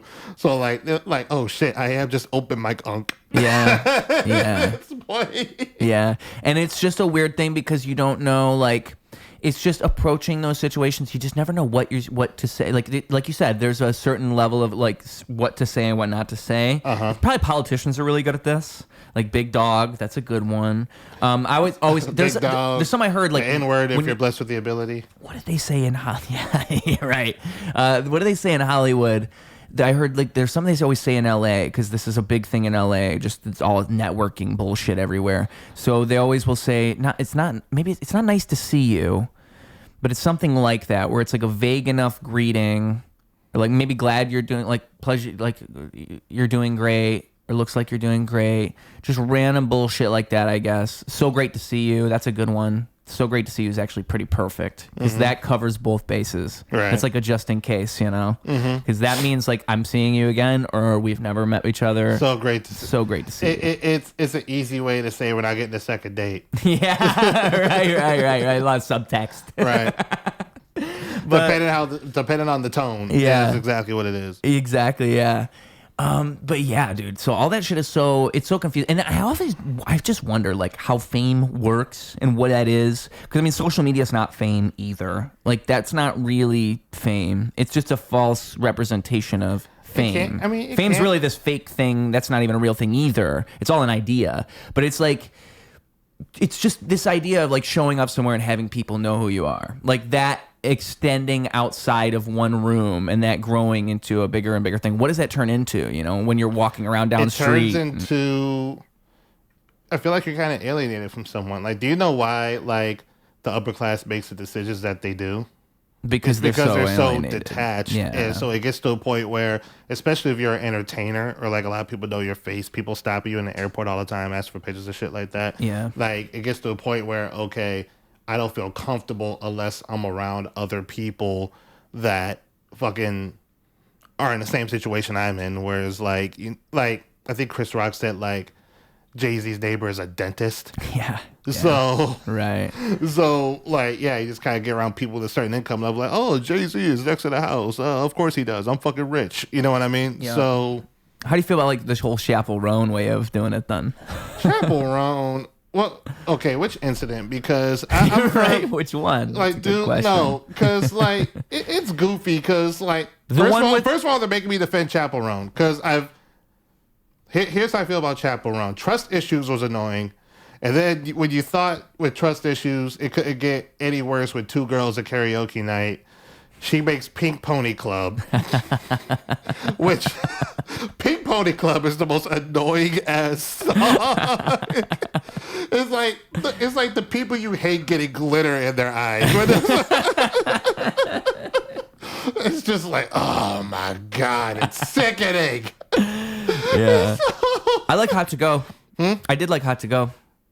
I think Pink Pony Club is the only Chappell Roan song I know. But like, didn't she say, I think she told one fan, like, hey, like, don't just hug me out of nowhere or something like that. Basically made a very practical claim of like, hey, don't invade my personal space. That's what I thought it was too. And ever since then, they find a new reason to jump this bitch every 6 months. Well, here's what I saw though, is I thought it was all that, but then I saw this video of her getting out of like a limo or something like this. So it was like, and I'm pretty sure this type of stuff, if it is the paparazzi or something like this. Now, I don't know. I think it was a fan. Well, I'm talking about what I saw. Okay. So this video I saw. So it's like, I think that the press of the celebrity often tells TMZ or whoever, this is where the celebrity's going to be. So this stuff's kind of staged, right? So when a person gets out of a car and you got all these, oh, Chappell Roan, look over here, look over here. That's because the publicist or whoever works for the celebrity told somebody they were going to be there. Because how else are these people spies? So that makes sense. That's probably what it is. So with that being known, because I'm assuming that's true, Chappell Roan gets out of this car and she's like on her phone, like holding her phone out like a selfie, and she's saying, so this is what it's like. I just want to show everybody, this is what it's like when you get out of a car and you're getting totally harassed, da da da da da. And she's like pointing the camera at all these guys and like, you know, and the thing is, I don't know. I get that angle and I get being upset by it. And I do think that these people invade your privacy, but also it's like, that's what I'm saying about, that's like why I even brought that topic up. If I'm the type of person where I want people to recognize me, I'm working hard so that people will recognize me, so that when I go in a room, people will know the quality of my work and what I am capable of. Like, that's what I would want to do. Then I have to deal with the repercussions of that, and that's what's going to happen. And I feel like there's this unrealistic thing in the brain of somebody who's going to reject those repercussions so entirely. Like, it's just a nuanced thing. You can't just expect nothing. Like, you're literally a celebrity, so in the name, you get attention. Like, that's the point. Aren't you? You should be somewhat A lot of happy. people don't factor that. Like, yeah, I want to fucking do comedy in like a big ass like fucking I'll say Fox Theater in Detroit, right? Yeah. But along with that, you get a lot of annoying people. And like, it's gonna yeah, happen. we want the fame, and like if you want to do the craft, like you don't necessarily want to do a stadium, but you want to do like the actual special thing. Yeah. Not like fucking we rented a small theater for Hulu. We're gonna like set it up. Like nah, like we want to do like the special. What you mean, like sell it out? What do you mean? You like yeah, you want to. Well, I guess if you could do something with selling out MSG, but like you just want to do like a packed theater. You want to make a piece of work that people will watch for decades to come. Yes. Right. Yeah. But yeah, we don't factor in that there are a lot of like crazy, creepy people walk around with cameras trying to catch you doing shit all the time. Yeah. And that's gonna come with And that's you why trying to put your I name think out at there. the most, yeah. I just kind of want Bill Burr famous. Yeah. Which Yeah. is still like famous. He probably gets bothered sometimes, but not as much as you think. You know what I mean? Right. I mean, so you know, a comedian, Victoria Flynn. She's from LA. Yeah. You know her? Yeah, I worked with her I worked with her a lot. Yeah, she's fantastic. And she was telling me that comedy is more niche than a lot of comedians realize. So like if you go up to a random person just on the street who's a comedy fan and you ask them like who's your top 5 comedians, they're gonna name people from the 90s. They're gonna name people who like are not at all popular right now, because most people are not in the comedy world that you think everybody's in as a comedian. They're in like what they think comedy is, and it's fucking like Jeff Foxworthy and like Bill Hicks and like these guys from like the 90s that they've heard of. They don't even know who the fuck, if you bring up these popular names from today, they don't even know who you're talking about, because they're not in the comedy world. But you're thinking, oh, these guys have like 1 million followers. What do you mean you've never heard of so and so? It's just that they've never heard of it, because everything's like comedy's much more niche than you'd realize. So with that even being considered, right, like being popular in the comedy world is interesting, because you can get famous but still walk around and a bunch of people probably won't know who you are. Right. And you could sell out an arena because everybody does know you in this one place and this other place and this other place, and you could tour, but you're not famous. You know, even in music you see that, where it's some people somehow get away with it. They never get commercially popular, but still it's like a big name that's releasing, like a Tech Nine, somebody who's always been indie famous in the sense. Yeah. But he's never really been mainstream. And that's kind of what we're all shooting for. Like fucking Royce Scovel, I guess you could call him fucking Tech Nine famous. Yeah. Just like walk around famous. Like even the people spot you. Walk around famous is the perfect term for Walk it. around famous, right? Like Yeah. people see you, but there's still like a 50-50 chance that they'll ask for a picture if they're that goofy. You know what I mean? Yeah. You could just be like, oh, I live in a neighborhood with Roy Scovel. That's cool. Or like whatever affable white dudes, which is his own kind of brand of modern comedy. I guess another one you could call it is author famous. Because I think Author famous? authors, you can be so famous, and unless like people actually know your books and they know you, they're not gonna know who the fuck you are. What do you know? Who knows what authors look like? Right. unless they're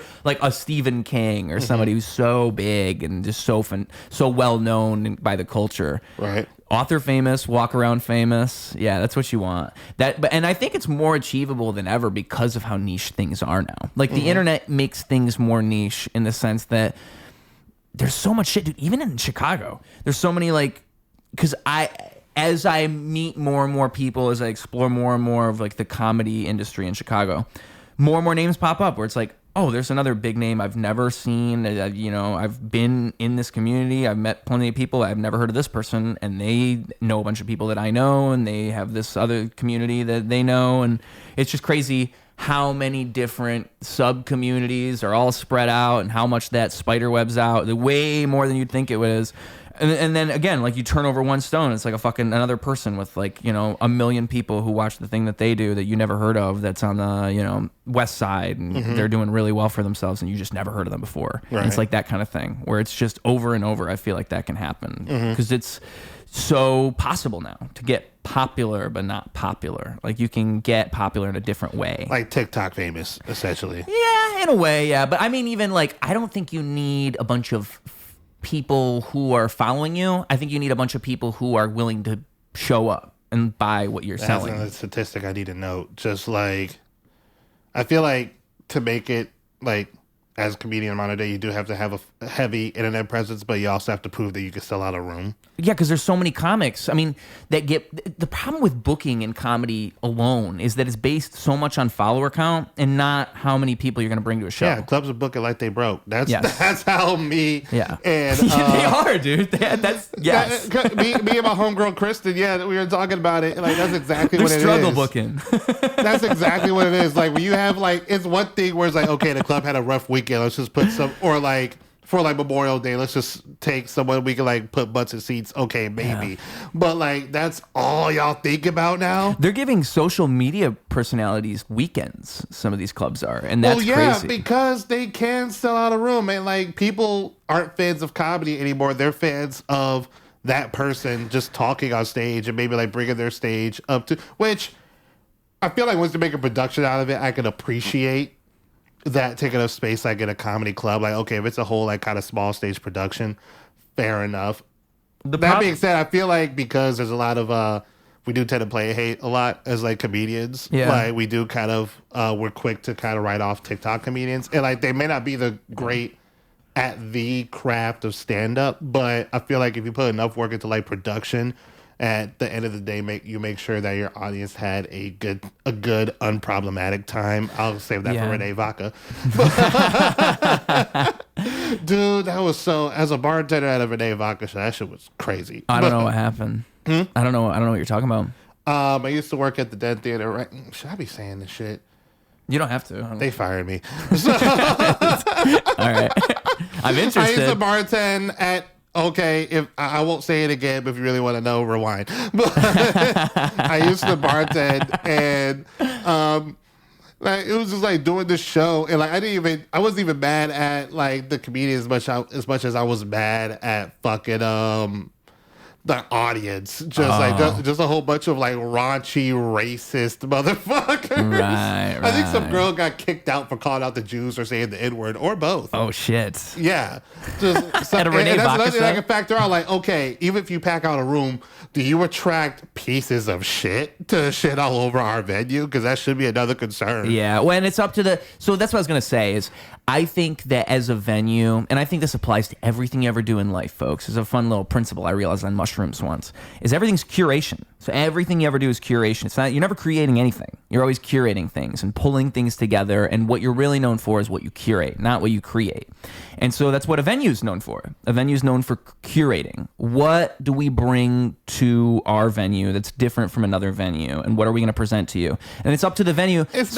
But my point is, that's why if you're going to give one of these social media personalities a weekend, if you're going to give them a big, like, you have to be so, thing is, you got to know what they are, because I would give them a Monday, a Tuesday, a Wednesday. You got to think about what the casual comedy audience is going to experience when they go to this, because what happens is, yeah, you're going to sell out the show and you're going to get all the people that are the audience of that person, but let's talk about the person who's just a fan of Zanies. They go to Zanies all the time whenever they visit. I was about to say Zanies is the only club that kind of has that.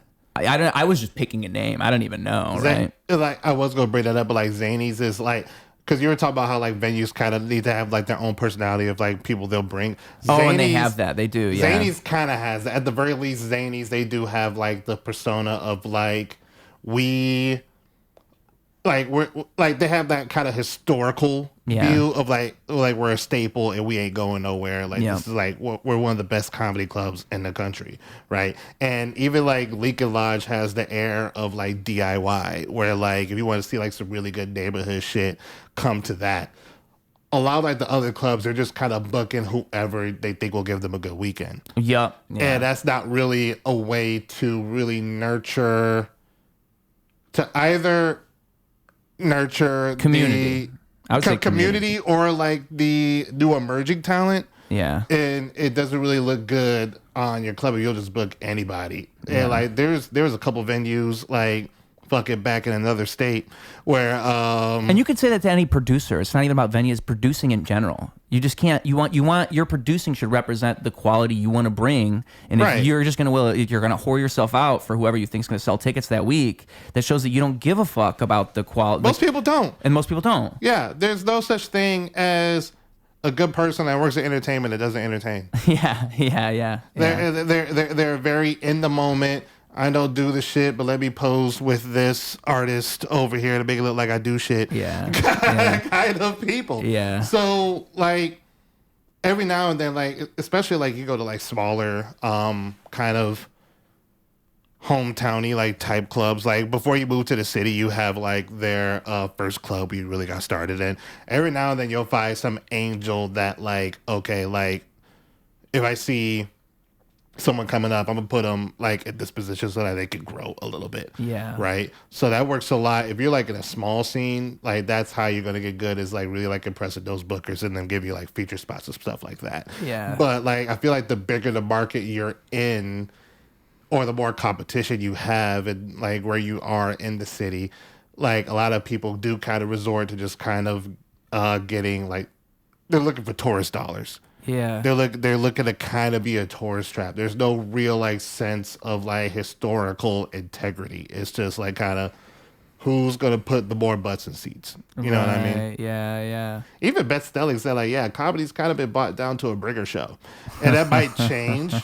I do feel like we're gonna get to a point as a society where like we're appreciating the arts a little bit more. Yeah. And like we're gonna get tired of seeing everything through a screen. People are gonna be more involved with like local performance and stuff like that. That time it could be coming back. Well, I think it's all about like, We're kind of alienated from technology now. I think ideas are the foundation of everything, right? We say these things are coming back. It's about doing those things. You need people who are going to actually lead that charge and do those things. That's the only way, because you hear those ideas presented like, oh, we need to bring back live events. We need to have this. This stuff needs to come back. The only way that happens is like people who lead by example and just fucking do it. Just put together live events and just do it, and like put the community on in that way. And in a lot of ways, like once you get to like kind of the crustier side of entertainment, where you do have like, and like we love Legal Lodge, but like because of Legal Lodge, everything is kind of funneled into one spot. Yeah. Before that, like kind of pre-pandemic, the shows were like a lot more spread out. So I feel like we had a little more culture when that was a thing. But so much of the culture is the Legal Lodge, which is You great. mean like the DIY side of it? The DIY side of it. Yeah. Because it's just all independent shows, which like it's kind of great. We kind of have our own little comedy store in a sense. So it's great in that aspect. But like, you familiar with like, Surge Billiards? There's a lot of comedy shows been put there's out a lot there. of shows out of Surge. I don't know. But I mean, I just feel like that's another spot where it's at least localized. You it's can at least see a lot of localized, comedy but shows. like I'm talking like back in the time where like, okay, this bar has one show and we do it like first and like third Thursdays or something like that. There was like a lot more of that. And I've heard the mics were like that too. There were a lot more mics. The mics were later. You would have Monday mics starting at 10 p.m. Yeah, and now there's like one mic post 10 p.m. and that's it. There's one mic. Trigger warning keeps it alive. Like something happened to us during the pandemic. I feel like that one in End the Night. That's Brian Miklas. That one's 10:30. I want to say those are the two. Part of it is that I'm just bougie. Like I live downtown now, and I'm like, I'm not taking the Brown Line all the way up to fucking Kimball and then walking 15 minutes. Folks, he did me a favor today, folks. No, but at least it's like this is cool because like it's a Saturday and like I took an edible before meeting my parents for breakfast, so I'm already kind of turned. Yeah. And it's just a nice day. What'd you have for breakfast, by the way? We went to the Duplex. It's a black-owned breakfast joint, really brunch joint out in Logan. And it's really good. What'd you get? I got some shrimp and grits with a side of cheese eggs. And yeah. And my parents met my girlfriend for the first time, and I think it's funny because she's like 6 foot tall, and she's like, "It's not that much." I'm like, "To me, it's hilarious." That's why she Mom, told you. Dad, meet my tall girlfriend. The Amazonian woman. Bend down and say hello, baby. It's like that picture of Shaq next to his girlfriend. It's more like right Wemby, here. to be honest. Like I told her, like, hey, we go to the course this summer. It's gonna be like love and basketball. You gonna have on a sports bra, some swim trunks, blocking the shit out of niggas. Yeah. Yo, that'd be dope. It would be dope. I'd be so turned on by that. Yeah, right. It's like your love language. I'm gonna call my baby Space Jam. It's funny because you were saying she told you not to take an edible, and I'm thinking like that's because she was meeting your parents for the first time. Yeah. So she's like, don't take an edible. This is special, and you're like, fuck, no, it's fine. Fuck. I told her, don't be scared. Don't be scared, Kiva Sedana. No, because they goofy. Like I'm not like. You still respect your parents, but like after you cross 30, you realize how goofy your parents actually were. Yeah. Because like now that you like gone through your 20s and you realize the age like your parents had you and how you were moving, you're like, I did good, could have done a lot worse, but still goofy. Both of y'all. Well, I think that your parents, like the older you get, the more and more you realize, like it's just naturally what happens. You get closer to your parents' age when you were a kid and you thought your parents were like adults, and you start thinking, oh, that's how it works. You just get older and all of a sudden you're 40. And then people think of you like an adult, but really you've always just been this idiot you've always been, like whoever you are is who you always are. And then you sneaks up on you. That's why like I'm turning 34 in a couple weeks, and that's why like I'm going on tour, and like because a lot of that tour was like, okay, you got it, like 40's coming up closer than you think, and I'm not being a 40-year-old open micer. I'm not. I refuse. You met too many of them? I will go get it myself. Fuck y'all. I gotta make some shit shake. It's time. Now is the time. You got like what? Really, I would say 6 years, but really it's 4. Because it's like 4 to really push it. I mean, once you're at 38, you're probably gonna give up by then if it hasn't happened already. You got to push for these 4. It's. I feel like. I don't know. I feel like if you were going to quit, you would have quit before 10 years. That's true. I agree. So if anything, you've kind of learned to like work around it, and you've seen some level of success from it. So, well, and I mean, so many in comedy in particular, right? So many people were doing it for so long before they're like this big name. I mean, yeah, some people blow up after a couple of years, but most people 5, 10, 15 years. Yeah, I tell people my boss at my job actually does stand up too. Yeah. So I have to coach him through that. Like, but what do you tell him? Tell him my corporate overlord. Just tell him like just little things. Like if you're going to be edgy, be interesting. Just like little shit like that. Yeah, I think I told him like we're not all Eddie Murphy. Eddie Murphy was lightning in the bottle when they were looking for a black kid anyway. Like there was like a 0.99% chance that like Eddie Murphy wasn't gonna, or not percent, a 99% chance that Eddie Murphy wasn't gonna happen. But he did, and he became a legend. Good for him. But who else do you know is getting specials at 22? Right, yeah. You know what I mean? So, like, you can't compare yourself. It was a different economy. Everyone wasn't on TikTok back then. If you were going to be in entertainment, you had to do it at 22. But, like, now there's so much room to make your own brand, which is being oppressed every day. But, like, if you keep it in mind, I've learned that in a lot of cases, you can't force everything. You just have to kind of grab as you go. Yeah. Because you can't burn yourself out because that's where you quit. So, especially me, because I think I'm an ADHD is undiagnosed. I'm not trying to be a douche though. But when you overthink things, you get easily overly stimulated, and so that makes you want to quit that much more. So like I've learned to be more forgiving when I'm like, okay, I really want to get this flyer done today, or like I really wanted to reach out to this booker. Like, just calm down, do it tomorrow. I often find that when I do that, like I'll build things up in my mind and like, oh, this is the big thing. And then every time I do the thing, I'm like, oh, that was essentially not that much. Almost every time. Like I'm very good at making something out to be much more than it is. Like you think an email is going to take you 2 hours. Yes, exactly. And then you type the email and it's like 60 seconds later you sent the email. But like for 3 days, I'm thinking, shit, I need to send that. Shit, I need to send that. Shit, I need to send that. Shit, I need to send that. And then I just end up building up this reservoir of things I have to do that all could have taken 5 minutes. Right. And like that's why I'm so glad I don't have kids and I don't have like all I have is pets, which are like the jump start to kids. So it's kind of training for that because they still have needs and they still have personalities. You have to if you're a good pet owner, you have to tend to your pets. Like so, I think that stuff matters, but Yeah, it's just life is constant, and that's like I said, you're just a kid that grows up. So you're just a kid that ends up adapting all these responsibilities, and eventually you're an adult with all these responsibilities. Eventually you're an adult, and then you're a fucking late bloomer. So you're like, why is this 30-year-old acting like this? Yes, yeah. I mean, like I act certain ways in front of my girlfriend. I'm like, and you think this is attractive?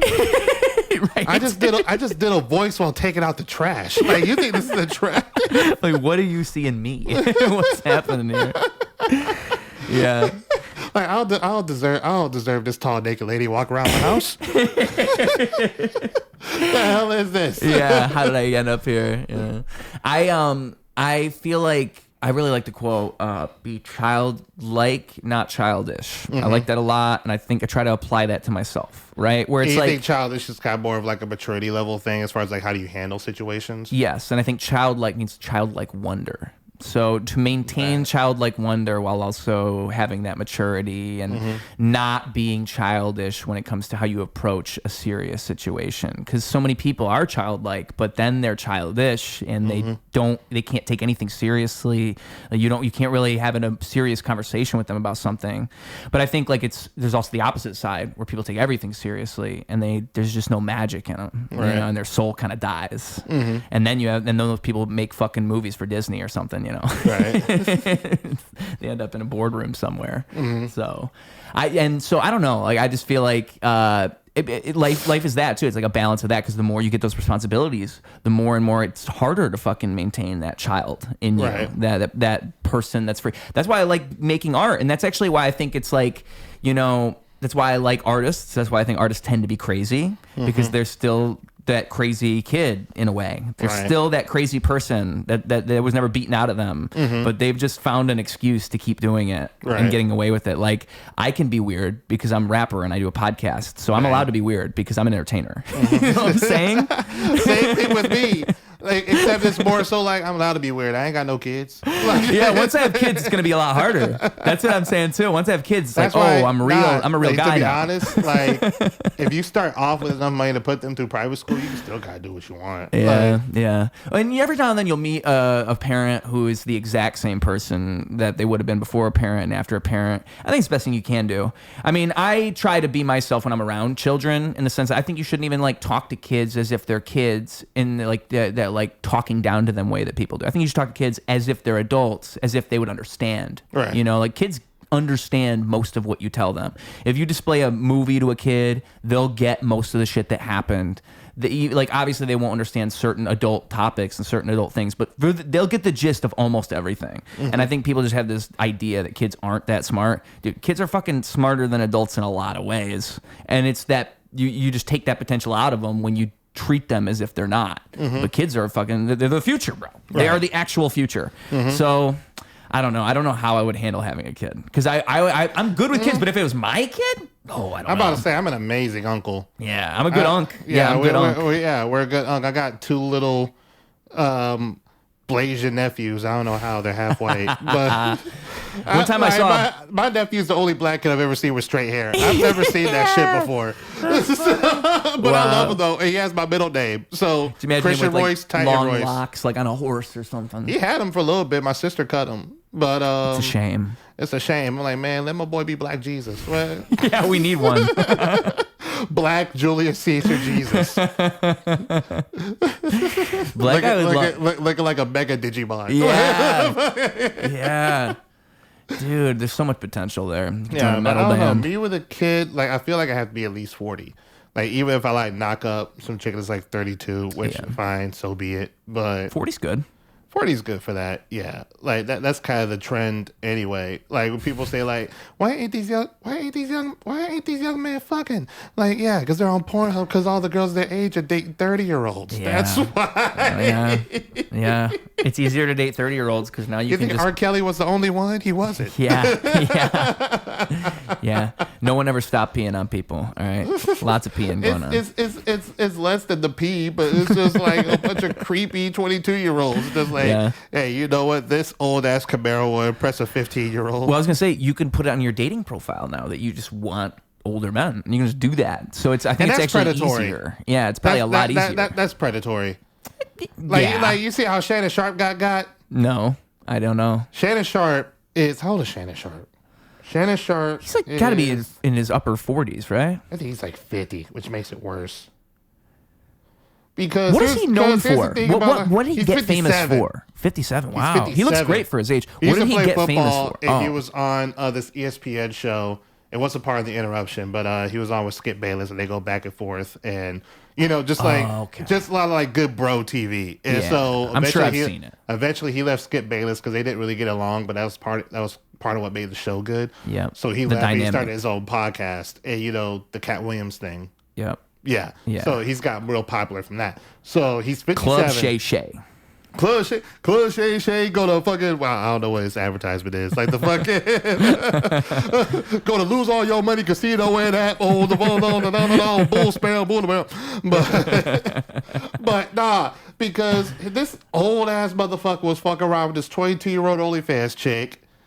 And so apparently she liked it rough. She tried to frame it as abuse, but even the media she leaked didn't really frame it as abuse. And so I'm like, oh no, she was trying to take advantage of an old stupid man, because something like, I think Matt Brown said that he doesn't trust any man over 35 that doesn't have a woman with him. Yeah. Because you need because we resisted, but older men need to settle down, and it gets to a point where we do kind of get some common sense, and we're like, okay, I need to find a girl that I can cohabitate with. Yeah. But a lot of men are slow, so especially when you're working out, you're taking care of yourself, you have a lot of money, and you don't have kids, you're still in this arena to do what you want. Sometimes your dating maturity isn't there. Yeah. So you think you're just going around dating anybody. Yes. And yeah. And you can't really you're gonna they don't want anything from you outside from your resources. I'm trying not to sound red pilled, but I'm saying I'm not taking all the accountability from them. Like I said, they're the ones dating these younger women, but that's because they're fucking dumb. Yeah. They're fucking stupid. And I mean, I think you hit a solid point with dating maturity. Dating maturity. Not there. Yes, because one person I would apply that to too, that I think a lot of people don't give any grace or credit, and I'm not saying that it's not weird, is Leonardo DiCaprio. Because you got to think about it. He's one of the few people who's gotten astronomically famous at a young age. He got so famous so young. What the fuck is his development like? What is his life like? And it's the same shit. It's just that you can't pull shit on Leonardo DiCaprio that you're going to pull on fucking Shannon Sharpe. Yeah. Well, but what I'm saying is when it comes to his dating pool, he's known for dating young women. Yeah, probably because he never developed a relationship maturity at all. He's never needed to. He's never needed to. He's been a kid forever. Yeah. When you live in a situation where you really don't need a partnership, or I feel like what happens a lot is that you get these agents and they kind of become your wife. Yeah. It's kind of like what Pepper Potts was to Tony Stark in the first Iron Man movie. You're right. It's like, okay, I fuck all these girls, but I have someone to help me with my taxes. You know what I mean? Yeah. So, you have, a lot of your needs, a lot of your other needs as a human kind of pay for outside of sexually. And then you just have, that one need, and you're just like, oh, okay, I'm going to keep doing 25-year-old Swedish models, which even if you're Leonardo DiCaprio, how old is he right now? 50s, I think. Yeah. But it becomes he needs to stop soon. Soon. It's getting to the point where, but it becomes transactional. And I mean, he's 51, so he's not as old as Shannon Sharpe, but he really probably should have stopped doing the 20 it's never been under 25. I feel never over 25. I feel like if it behooves you to be the older guy with the yacht, to have a whole bunch of college age girls out, first of all, that's not even cool anymore. No, it's not. It was cool in the 2000s, but now that we started seeing women as people and shit, right? As soon as they became humanized, it's just kind of why do I have these children on my boat? Yeah. Right. Yeah. So, it's not even cool. But even in the age where he grew up when it was cool, he probably should have stopped at 43. Yeah. That should have been the last summer where you're you're in your 40s, your knees are all but gone. We're gonna have one last romp with a whole bunch of Brazilian supermodels. Actually, he white girls with a whole bunch of Swedish supermodels, and we're gonna call it a day. Yeah. feel like it'd get boring. Marry your publicist like you're supposed to. It would just be boring. And the thing, like, okay, so the thing it reminds me of is I think like relationships become kind of transactional the more popular you get. And the more popular you get, the more that happens. The more money you get, the more capital, whatever it is, the more people associate with you, the harder it is to know how genuine a relationship really is. Because what does this person really want from me? And with They're getting what they want. They're getting Gucci shoes and a couple. You're the girl dating Leonardo DiCaprio right now. I was going to say, with Leonardo DiCaprio on my mind, it reminds me of Wolf of Wall Street in the fucking movie. In the movie, he has the wife at first, and it's like, okay, I love her, and she's my relationship. And then you have the Margot Robbie character come in, and she just kind of like flirts with him, and she wants to fuck him. And why does she want to fuck him? Why is she flirting with him? Because he's rich. That's the whole thing. And it's not that their relationship isn't real. It's that why did she want him in the first place? Because he had money. And so their original relationship was a genuine relationship where he was with this person that, like, you know, they were struggling together. He cares for her. Second one is just this girl who comes along and gets him to cheat on his wife. And why does she want him to cheat on his wife? Why does she care about him? Because he has money. And so you have to be very careful in life with all these things, because I think, like, especially if you're famous and you have money, like, you would want somebody to push you to be a better person and push you to do better things, like in absolutely any not. relationship Why? ever. Are you gonna do the same for them? Hopefully. Like, no, like you're going. I mean, like, you shine the chauffeur. You don't take it for a walk. You know what I mean? Like, it's not.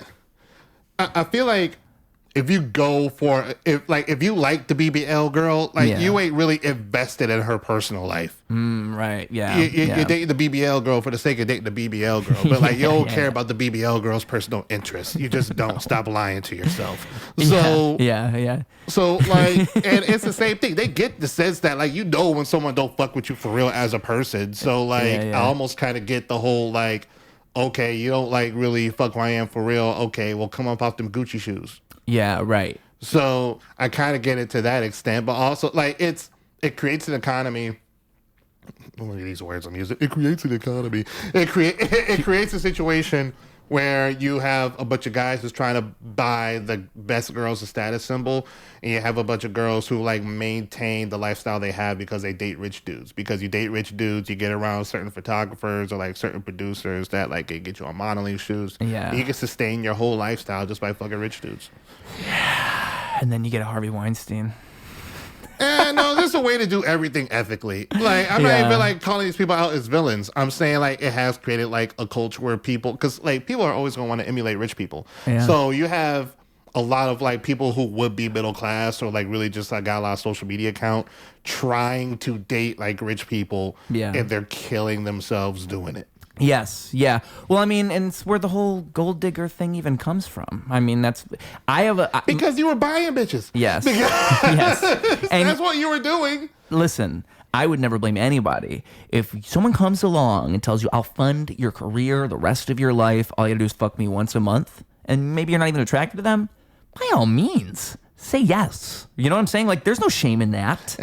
Maybe, I mean, if you have bigger dreams and you care more, you have something, you know, you want. I'm about to say, if you ain't that ambitious outside of getting money. I would never blame anybody is what I'm saying. Like, if you have a goal, if you have a sugar daddy, good for you. All right?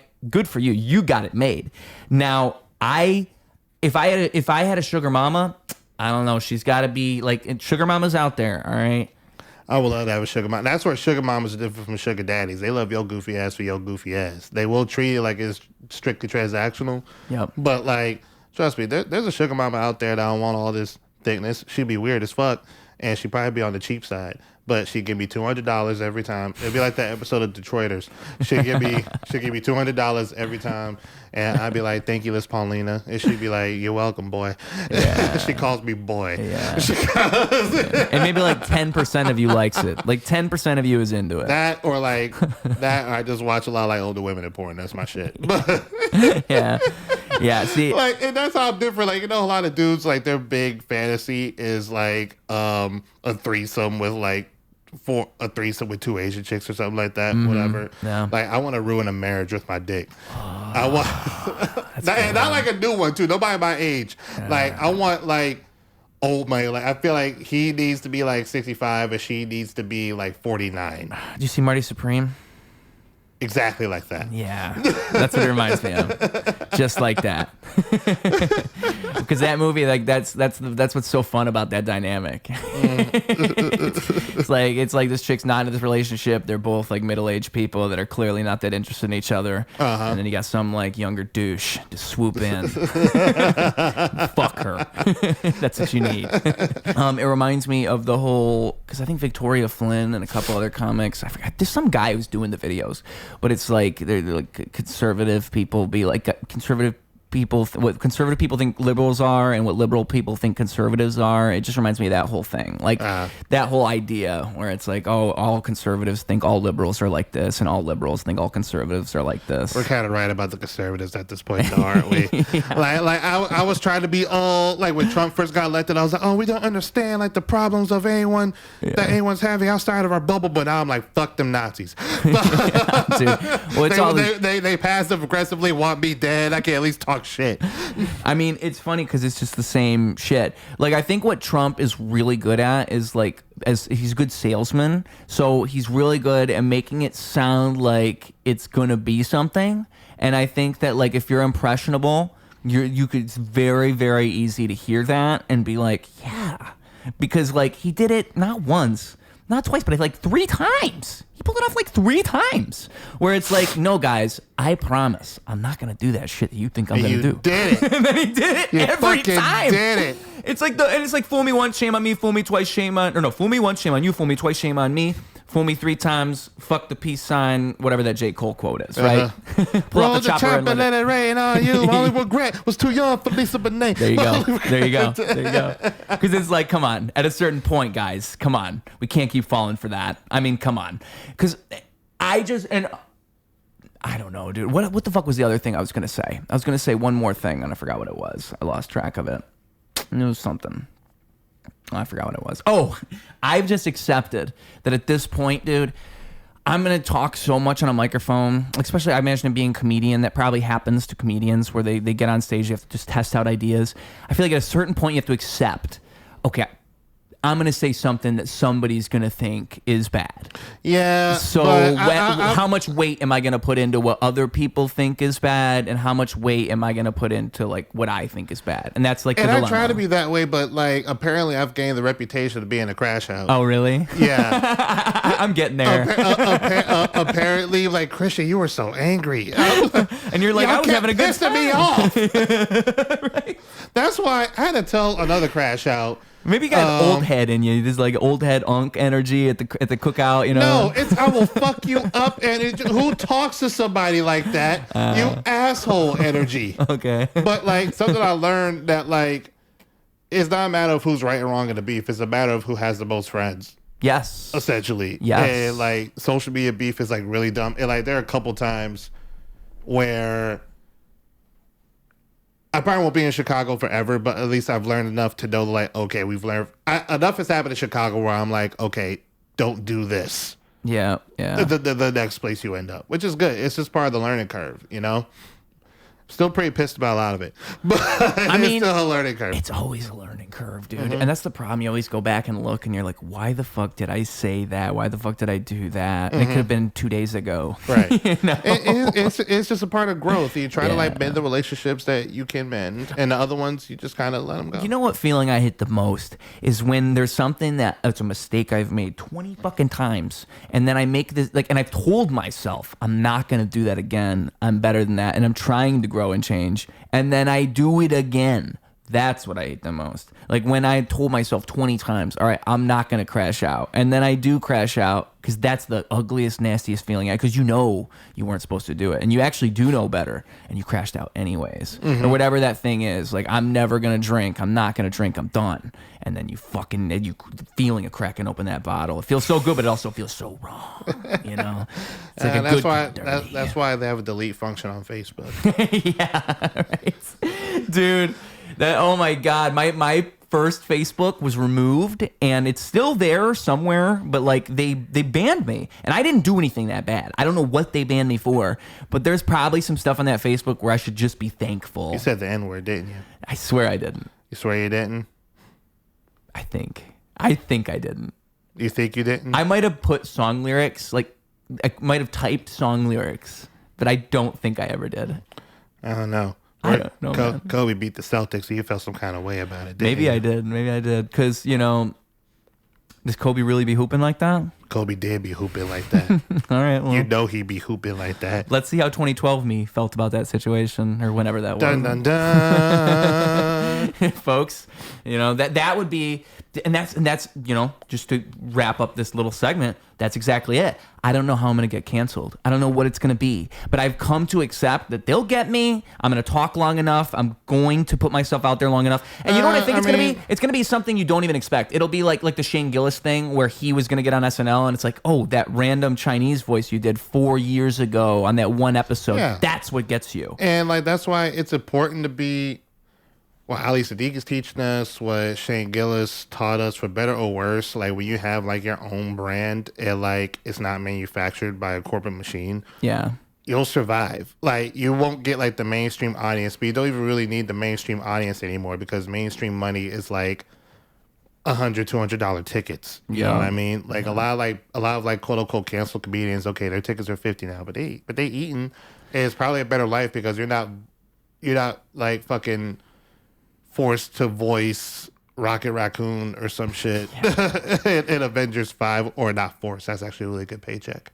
But I mean, you know what I mean? You're not forced to do some shitty animated movie or whatever. Yeah, the opportunity to build your own community and not rely on hopefully those trickle down opportunities from up wherever the fuck. You can build your own thing now, and you can actually, it's like we were talking about before about fame and what fame really is. To me, fame, and I guess maybe not fame, but success. What is success? Success is having 100 people who can help you pay your rent, that support you. That's what success is. 100 people who give a fuck about what you do and they pay you your rent. That's success. You don't need anything else, and everything else is secondary, and it's about getting there. And there's people with so many fucking followers and so much attention that you think are popular. They don't have those 100 people. Right. They don't need, they're not even close. Mm-hmm. And it's all facade. It's all a ruse, folks. And so it's literally, to me, that's what it's about. It's about building that actual genuine network, and that's what building those connections is all about. It's slowly building something you can't even see over time, and by the time you're there, just be thankful you're there. And all these comics prove that. All these people you just mentioned prove that right. you can get rejected by the industry and still win. You just have to have people who support you and see you. And yeah, that's why. And I mean, not to say podcasts are the best thing ever, but I mean, comedy and podcasts are synergistic, and so many comedians. I mean, yeah, people only hate podcasts with the people they don't like are making them. Yeah, I agree. Yeah. Yeah. It's interesting. Again, my homegirl Kristen, who's she's very adamant about spreading the message to take microphones away from men. And matter of fact, well, let's do that right now. We should take a selfie. Let's take these microphones away from our face. Here, let's take a picture real quick. Oh, and I'm ready. And a 3, a 2, a 1. And also, at the very end of the show, we always have one thing we do, okay? Folks, look forward to that selfie. If you look on his social media, you see that picture we just took. But that's social media. What am I talking about? The social medias you're about to tell them about. Because at the end of the show, they spent all this time with you. They got to know where to find your posts, all those things that you do on the internet. They spent 2 hours with you. They might as well spend some more. So the places that they see your face, where they typed that in. But that's not the only thing you're going to do right now. You're also going to give advice to the children, because the show, my core demographic is 3 to 5 year olds. That's who watches this. Wait, really? No. Oh, okay. No. That's odd. It'd be like, all right, edit out everything then. Actually, edit out all of it. But yeah, so the 3. So let me tell you about the pussy. We started on pussy, dude. That's where we started. The moral of the story is the G-spot. But yeah, the 3 to 5 year olds, the kids who watch this show, they're about to get off the school bus. They're about to enter the real world. So you're going to give them advice for the children at the end of Ruse Radio. It's what we always do. And also the social medias. I don't know what your advice is going to be. We're wise gentlemen. We're smart guys with ideas in our brain. I can give a couple nuggets. I mean, kids, don't be afraid to date the cute girl with the eczema. That's a regret that I had in life. Follow your dreams. Get at least an associate's degree in community college. It's a quick degree. You could probably use it while you're chasing your dreams. Don't be afraid of looking for subsidized housing. There's some pretty baller-ass apartments on there. And no sex in the champagne room. Wow, man. That was Excellent. That's some of the most specific advice ever given. And also social medias. At Ashley Royce on Instagram and TikTok, kinda. And look out for my single, Eat It From the Back with my gold chain on. And to the album coming out. This comes out, so the podcast is a month from now. So I don't know where you're at in your timeline. Okay. That works because supposedly I'm dropping the album on 420, but who knows, we'll make that album art. So whenever you hear this, look out for the album Royce and Sunny South Galactic Smuttery. I think that's the name. Excellent name. Royce and Sunny South Galaxy Smuttery. Royce and Sunny South Galaxy Smuttery. That's the name. And we have a lot of it's ghetto tech music. It's songs about heartbreak. It's songs about fingering, and there's songs about sex conventions in space. Oh my God. My 3 favorite topics. Right. Oh, yes. And then I wrote a song for the big girls too. It goes, knick, knack, paddywhack.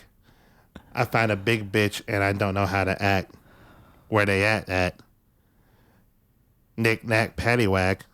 I found a big bitch and I ate her like a snack. Oh, I love it. Poetry. It's poetry. It reminds me of a song I heard back in my childhood and my youth.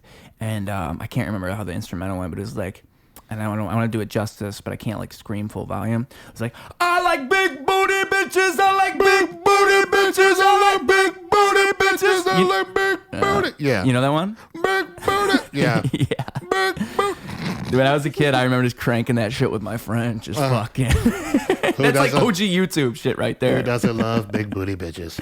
Yeah. The bigger the booty, the bigger the bitches. The bigger the booty, the bigger the bitches. And that has been all, folks, here today on...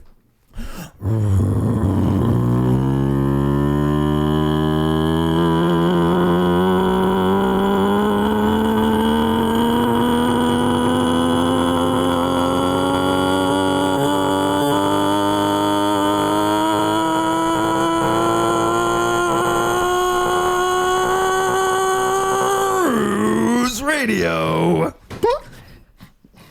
Clocking out. Double down, competition couldn't help him to rock. Missed the whole time, holy fell through the flock. That's an ordinary miracle, wealth to the block. It's a balance in the character that's calm and collect. It's apparent his caricature is lost in the mess. It's hysterical, the picture that they put to his face. It's a confidence administered to earn their respect. Live a little, light a candle.